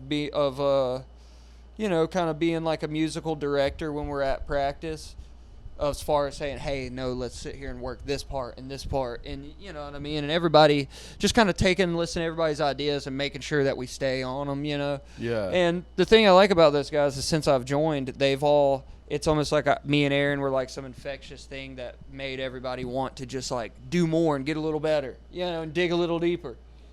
And me too, all of us, Hoff is over there like, he can play like 6 keys on one harp now because he's figured out all the in-betweens. Oh, that's and like, great. Just he's actually trying to really do it. You know what I mean? Yeah. And that's the kind of shit where I'm like, dude, any group of people I'm around that's like willing to fucking sit here and get better, it makes wedding band money. We go out and have a fucking blast, dude. Yeah. We have fun in that I'll bet, band, man. dude. That's actually a really fun band to play with. Dude, those late night festival sets, we get up there, and I mean, it is no holds barred. I'll be soloing on a bottle of whiskey that they're passing by, and we're just having a blast, dude. That's awesome. That's and awesome. you know, like I said, Dave Smith has really been one of the biggest key factors in helping me, just kind of like accept who I am in a way, and like do the necessary things in my life to make myself actually truly happy. Like that dude, I'm telling you, he's the one. He's done a lot for my family. He's helped my mom find a place to live. My mom lives over there with him, and Wow. he's done a lot to help my family. Like gave me a car. Like he's done more for me than any person ever should. And it's not just because I play drums, and he didn't do that for my mom just because it's my mom. Like he actually gets a real joy out of fucking helping people. He just likes helping people, and he's a very selfless guy in that way. And I'll say he's one of the biggest reasons as far as me being able to come to all of these terms now. I'm telling you. Like, he has fucking got it figured out. Have you ever seen him without a smile on his face? No. That motherfucker's got it figured out. He's happy. You know? And Yeah. everybody makes mistakes, and life gets shitty as fuck, but it's like whatever, it's like how it's accepting things, you know, mostly like I'm this way or I've done this, and you know, it's just different shit I just missed out on for so long by over obsessing on music. I mean, I overly obsessed, literally pushed my girlfriend to the side. I love you, Megan. I'm so glad you stuck it out, but all kinds of shit just to fucking sit there and obsess over some shit that really amounts to what, you know? A bunch of dudes just hanging out, dude. When it all comes down to it, it's really Boil just it a bunch down. of guys Boil it hanging down. out.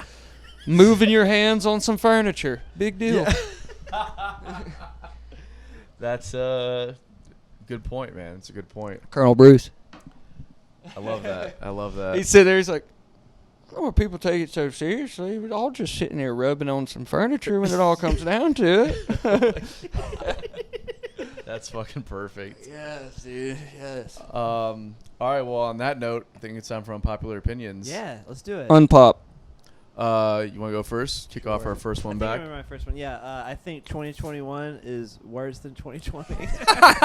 I don't. I mean, it's pretty cool. I'm sorry. It's pretty cool. 50% of us have vaccinations. That's awesome. Yeah. But we still can't fucking do anything. That's Everything's true. getting shut down again. A lot of things up in the air There's something still. going on in the Middle East. I'm not really following it, but Don't not get me really started. I'm great going to idea. Turkey in 2 weeks. Don't get me started. Yeah, Fucking freaking out about it's it. some interesting times. I remember last year. Didn't last year just seem more calm? A little bit. Well, the Taliban wasn't like taking over Yeah. shit as well. That's big. Let's. Sorry. I'm gonna be in Turkey in 2 weeks. Let's just. Sorry, I get sorry. that it's not all connected and all that, but you know, it's just. No fear, I'm bro. already terrified of flying. This is not real, by the way. This is. You watched it all day. Yeah, I watch it off. Yeah, I put it on every day, every morning. I put it on. Got that off the back of I've Zebra never Stripes. flown. Fun fact: I've never been in a plane. ever. Yeah, you've never been in a plane. No, I'm kind of scared of it too. Yeah. Bro, I'm terrified of flying. Not to mention all the shit that's going on in the Middle East right now. Yeah. I'm flying to the Middle East in 2 weeks. and so- you look Middle Eastern too. Well, you know? maybe I'll be Nice. okay then. They'll be like, "What? You been indoors for past 10 years? Yeah. Why you look Middle Eastern but you're so pale?" I'm playing. I'm not that pale, I'm bro. I got a playing. nice Nah, little you do got caramel it. thing going You on. here. do. I look good, bro. I look good. All right. That's Uh, my opinion. Yeah. I felt all like right. it was better last year. Even like it was a Well, pandemic. I feel it was more calm in the sense where I think everyone just was kind of at this point of acceptance of like, okay, this is what's happening, and you all right there, bud?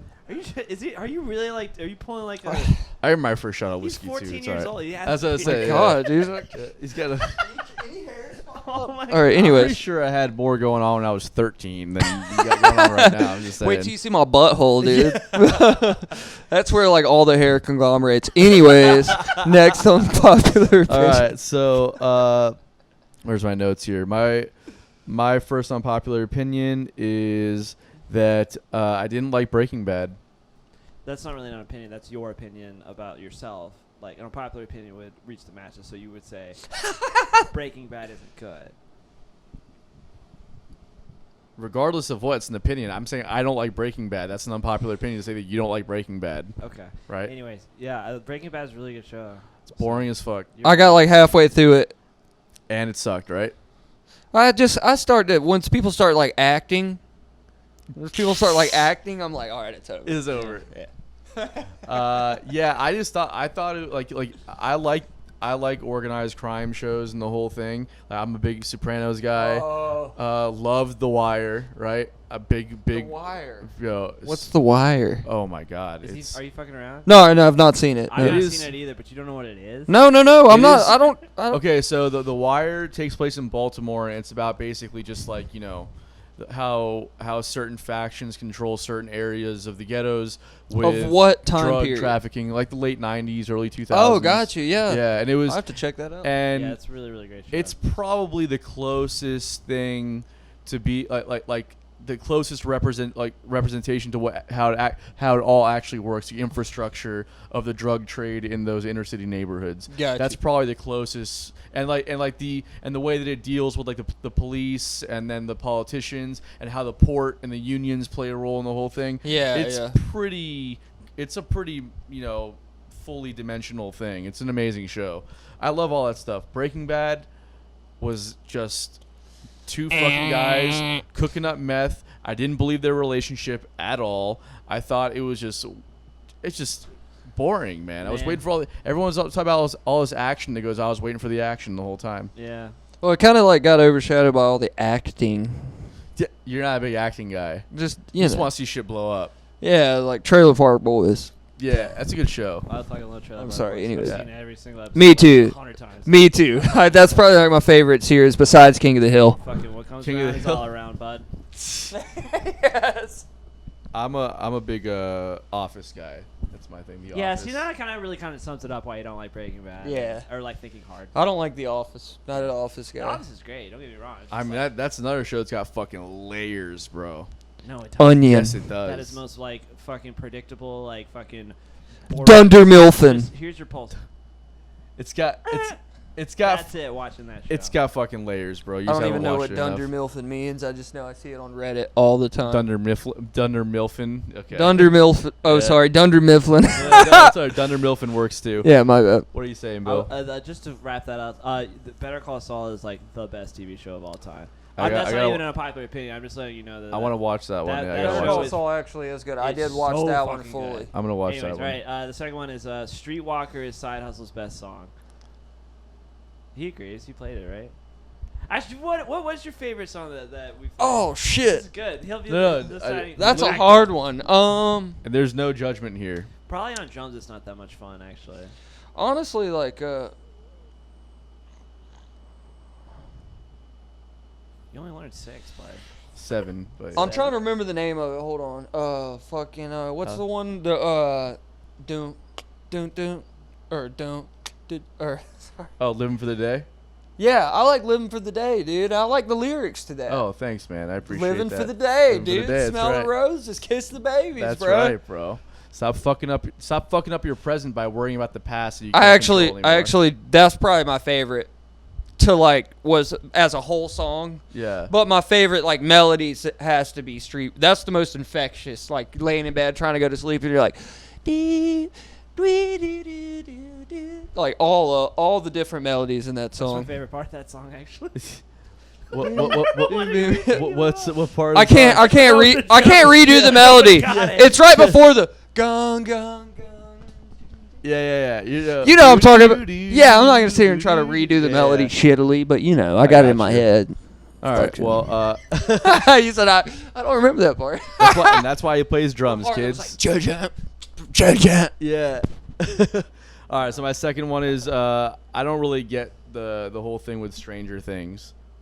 You don't understand, like, what it is. Dude, that was filmed in Jackson, Georgia, Butts County, where I'm from. No, it's not. I swear to fucking God, look it up right now.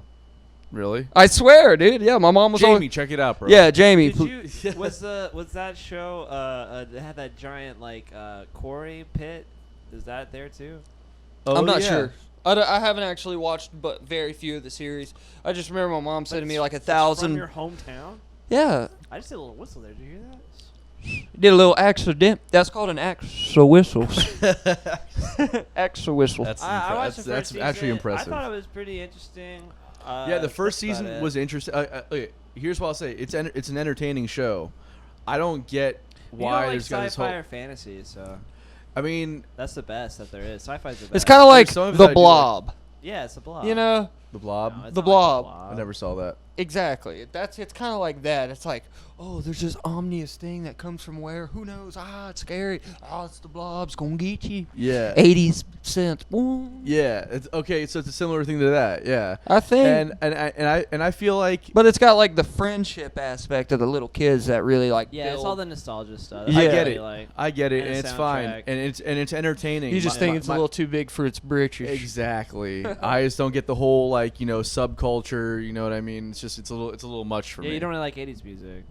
I can't stand it. Other than Back in Black, AC/DC, that was probably the best thing that came out of the 80s, and that was like 1980. Aaron's favorite band of all time. I fucking love AC/DC, AC/DC. but I was just like, yeah, that's not 80s music when you really think of it. No, it was really. You got hair metal and you got the worst. You've got fucking Tears for Fears. Ugh. That's it. I Tears seen for a Fears is picture fine. of your house. Oh, and then of course you got the boss. The boss. No, but 80s Springsteen is not where it's at though, right? 70s Springsteen is where Wait, it's wait, at. wait. What's Born in the USA? 80s or 70s? That's 80s. What's Dancing in the Dark? I think that's Definitely 80s. Yeah. It's the best. Yeah. How about Born to Run, bro? Born to where? Born to Run. Oh yeah, that's pretty good. That's like classic Spring. When people talk about Springsteen, Rosalita. Is that like- 70s or is it like? No, on the that's cusp? 70. No, no, People no, really no, sit no. around and talk 19? about Springsteen, Bro, like I that? fucking love You know what? Springsteen, bro. Oh yeah, how old are you?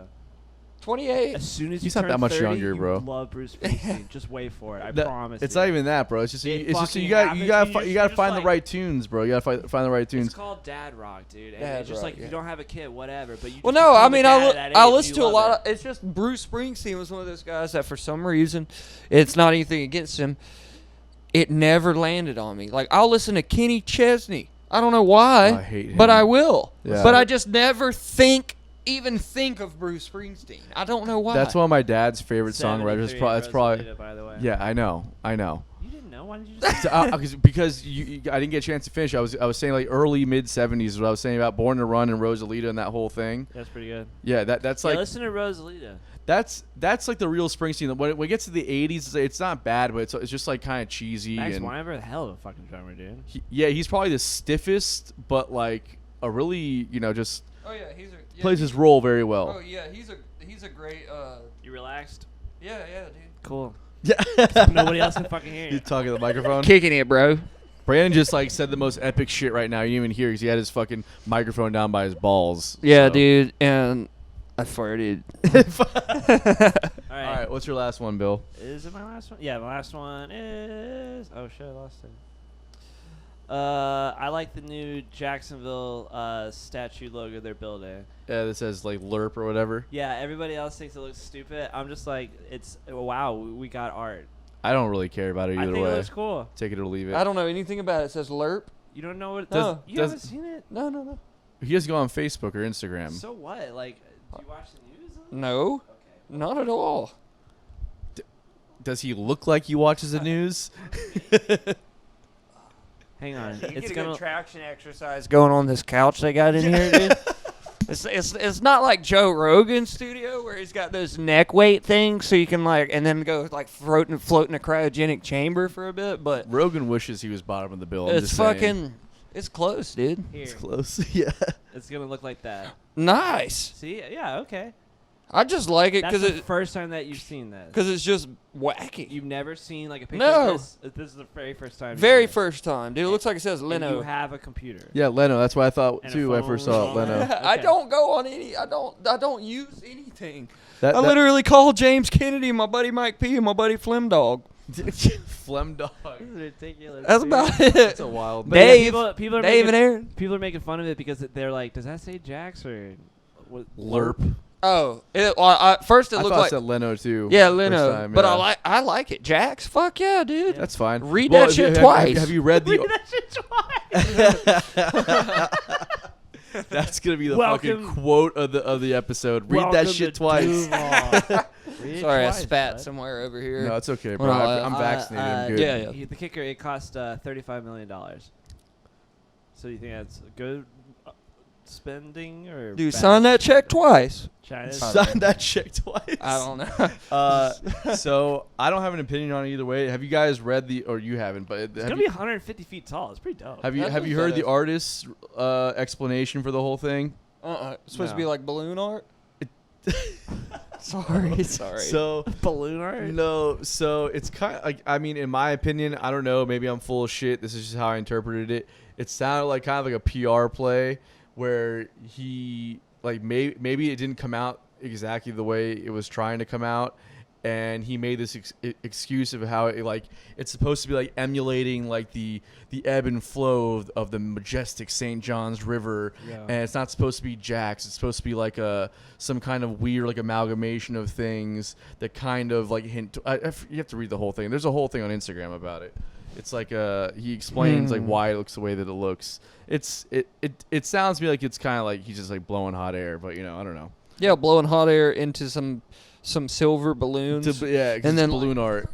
Yeah. Squeak, squeak, squeak. All my friends from South Florida are literally texting me like every day about it. It's like, yo, Lerpsonville, fucking Lerp, What? fucking whatever the Yeah, when fuck you look it at says. it like that, it doesn't look like anything.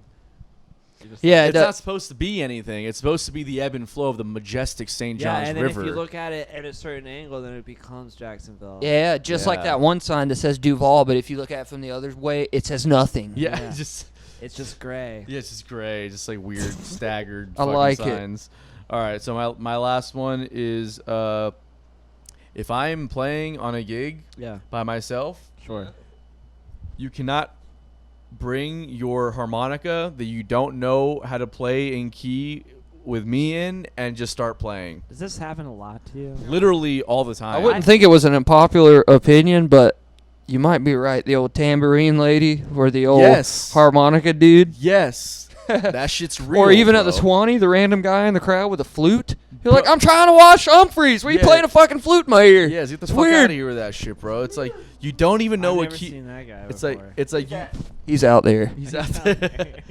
I've literally had people pull out harmonica and try to figure out the key, right? So like ooh, oh no, wrong harmonica. Okay, say I'm trying to sing a song here, and I get that no one's here for me, but they're definitely not here for you. So like, get the fuck out of here, bro. What do you do in that situation? Well, Can I tell you what you should do? Actually, tell I me what you don't. do. I just kind of ignore it and just do my thing. I get on the mic and I'm like, hey, do I come to your job and slap the dick out of your mouth? That's about Oh, man. That is probably the funniest quote ever said on this show. that's about all you can say. I would. Oh, that's a good question. Somebody come up to me, I would just stop playing. So no. So here's what. So there's another scenario that actually drives me fucking crazy. Right? It's when it's always the same dude. Right? It's fucking one douchey fucking guy, like either in college or right out of college, that wants to impress his little friend circle, and he takes chopsticks or the silverware and starts like to tap along with me, Oh, right? yeah, that's annoying. So what I like to do is I get real fucking quiet to the point where all you can hear is them, and they're looking around like, oh, and they'll stop, and I'll start picking it up again. They start doing it again. I just bring it way back down. I'll be in the middle of a verse, and I'll start. It's very passive aggressive, but it's like just. It's letting them know, like, hey man, I'm listening to what you're doing, and I'm not gonna call you out directly, but like, this is how obnoxious you're being. How obnoxious you think I'm being? That's how obnoxious like you're being Dude, right a now. weird thing that keeps happening to me on a side note, and this only happened since I started playing with Firewater. If we go down south in Florida, right, we're playing, and there's all these people, and there's always this guy, this older guy who used to play drums. So his wife thinks she knows timing. Oh yeah, And they sit there and they fucking clap like this. on the ones, bro. No, they clap the whole time, and then they sit there and they talk amongst themselves, because I can read lips really well. I've been playing fucking gigs for a long time. Everybody thinks I'm crazy. They make fun of me about it. Chris. But these motherfuckers are over there like, he's not in time. He's out of time. And they're clapping to each other and laughing at me, and I'm like, I just want to fucking literally burn this whole building down. Yeah. It's the most infuriating thing. It'll ruin my whole gig. I'm like, why would you come out and stare at me? Both of them, and the guy's air drumming on the table, like, and he keeps doing like this, like. No one can hear you right now, bro. He's like air drumming on the table, and giving the sly stare, like I don't know what the fuck I'm doing. All I'm doing is a fucking train beat, a tuka taka tuka taka tuka taka, and this fucking old, excuse my French, bitch is over there fucking clapping along, about to flap away with her fucking turkey arms, staring at me. I'm like, how could you? Where'd you get so mean? Oh. Like, I would never, would you come up to someone painting and be like, add some green.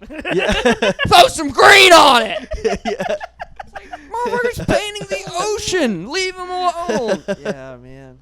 God, sorry. Anyways. I'll repeat it a million times. It's my favorite thing that I ever came up with. The worst part about music is that everybody likes it. Yeah.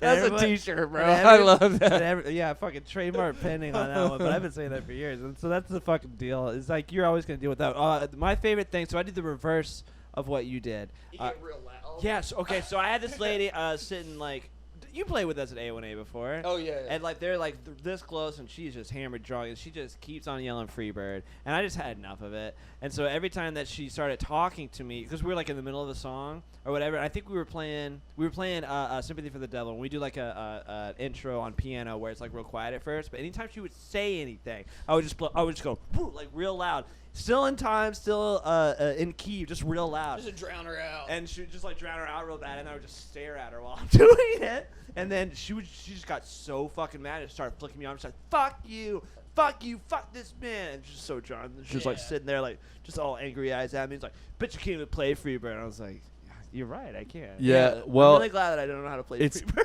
Well, like, a good thing I sat down and learned the organ part to Freebird, dude. Yeah. It's different though when someone's like talking to you and like doing that versus like making like sounds in the background. Because they're just being ignorant. There's a difference between being a belligerent and an ignorant. Well, but also the people that are doing like the clinking thing, like they think they're being funny also. Oh yeah. So they're looking around like for the reaction, like even their girlfriend's like, stop it, and they're just like looking like, I don't give a fuck, I'm doing it. Yeah. I'm being funny, Yeah. right? And it's like, and so by bringing it down. By bringing the volume down and making it so the entire bar can only hear them, and everyone's like, "What the fuck is happening right now?" It makes them look so stupid. I do the Billy thing, and I make myself look silly. The people are clapping, I start playing the train beat like fucking like there's a fucking Wabash cannonball in your fucking bedroom. Just as loud as I can, dude. I'm like, because I'm just mad and I'm trying to like take out aggression. Yeah. Yeah. I don't really have that problem. My problem that I have with any keyboard is that they come up to you to try to like, oh, I know piano, and they try to play while you're playing. Oh my god, that's so annoying. Yeah, too. that happens almost every show. It's kind of stopped after COVID. You should put like bitter spray all over. That way they like do it and they like lick their fingers. I also have to play that piano. Yeah, but you know it, so you can like wash your hands afterwards. I've had people literally come and just like get on my microphone and start talking. I'm like, yo, do you get that we have there's a pandemic going around right now? Yeah, well, that kind of shit drives me crazy. But there was one time where this guy didn't have my back actually. Me? Yeah, and we were playing at the Palace, and Lord. and this girl comes up and starts fucking with his keyboard, right? Oh, yeah, and I was like, hey, don't touch the keyboard. You said that to her. Yeah, I was like, hey, don't do that. And then like I think you walked up or something, and then like she was like, I'm just trying to play the keyboard. You're like, yeah, I don't mind. And I was like, oh, okay, I guess I'm a fucking asshole. And then not only that, she walks away and then tells her boyfriend that I was the fucking dick. Oh, I've had that happen. So literally from across the bar, I see her pointing at me, right? And I'm playing a song, right, singing, God, and like this guy just looks at me like, because my eyes are constantly just like going different directions, and I focus on him for 1 second, and he just goes like, hi. And I was like, oh, you motherfucker, bro. Like, what are you actually going to do? Right? You're going to punch me in the face while I'm on For stage? not letting your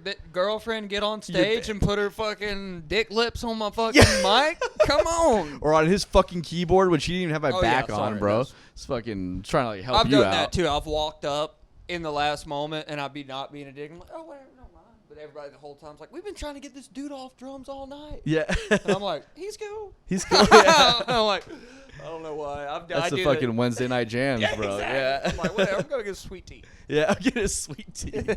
All right, so what's your unpopular opinion? All right. My unpopular opinion is that Elon Musk is not as smart or as sly as everyone fucking thinks he is. Oh, and really? The Tesla is a piece of shit car. Really? Yeah, that's what I'm going to say. What? Do you really believe that, or are you just saying I'm going to that? say that, for one, he claims he started PayPal. He didn't. There was some other guy. Was he an early investor? No, it's his company. Fuck That's his that company. dude. Fuck that I'm just dude. playing. I was just trying to come up with a good unpopular opinion. That's a you good one. It guys. doesn't have Listen. to be real. I was just wondering. But anyways, he's not that much of a space genius as he says he is. I seen up close photos of that rocket. It looked haggard as shit. I was like, half of these fucking pieces look like they're gonna fly off when this thing launches. But did it though? It's he got exploded. there. It's exploded several times. Yeah. Well, yeah, it's a Yeah, trial and error he did process, get you know. there. That's true. They're getting there. Yeah, it's a But, couple months yet, though. One more unpopular opinion. I think Jeff Bezos is the man, dude. I'm just playing, y'all. I'm joking. I didn't know you were fucking around. I'm Yeah, he's- sorry. he's- No, he's no. the I man. just, you know, I'm like, if you got all this, I'm like, I don't know, just smart people like that. It's like, built a rocket. You built a rocket Yeah. and a cool car. I'll give him that. It's a cool car, Yeah. but it's like And environmentally friendly. it is environmentally friendly, I guess. Except Yeah. where do you get the power from? But it's like he got the power from sucking the blood out of all of his enemies. Look at it. Yeah. It's like a fucking vampire, yeah, dude. guys. Yeah. We got all the power because his parents own an emerald mine in South Africa. But okay, yeah. Yeah, there you go. Well, There we go. we're not all perfect, kids. No. Some people are just more important than others. Yeah. And that's the moral of today's Yeah. podcast, everybody. Yeah. All right. Well, man, this has been a lot of fun. Yeah. Right This on. has been- Love you guys. Yeah, Had man. fun. Love you too, bro. This has been really a great time. Thank you guys for tuning in. Welcome back to Bottom of the Bill, and we'll see you next time. Adios.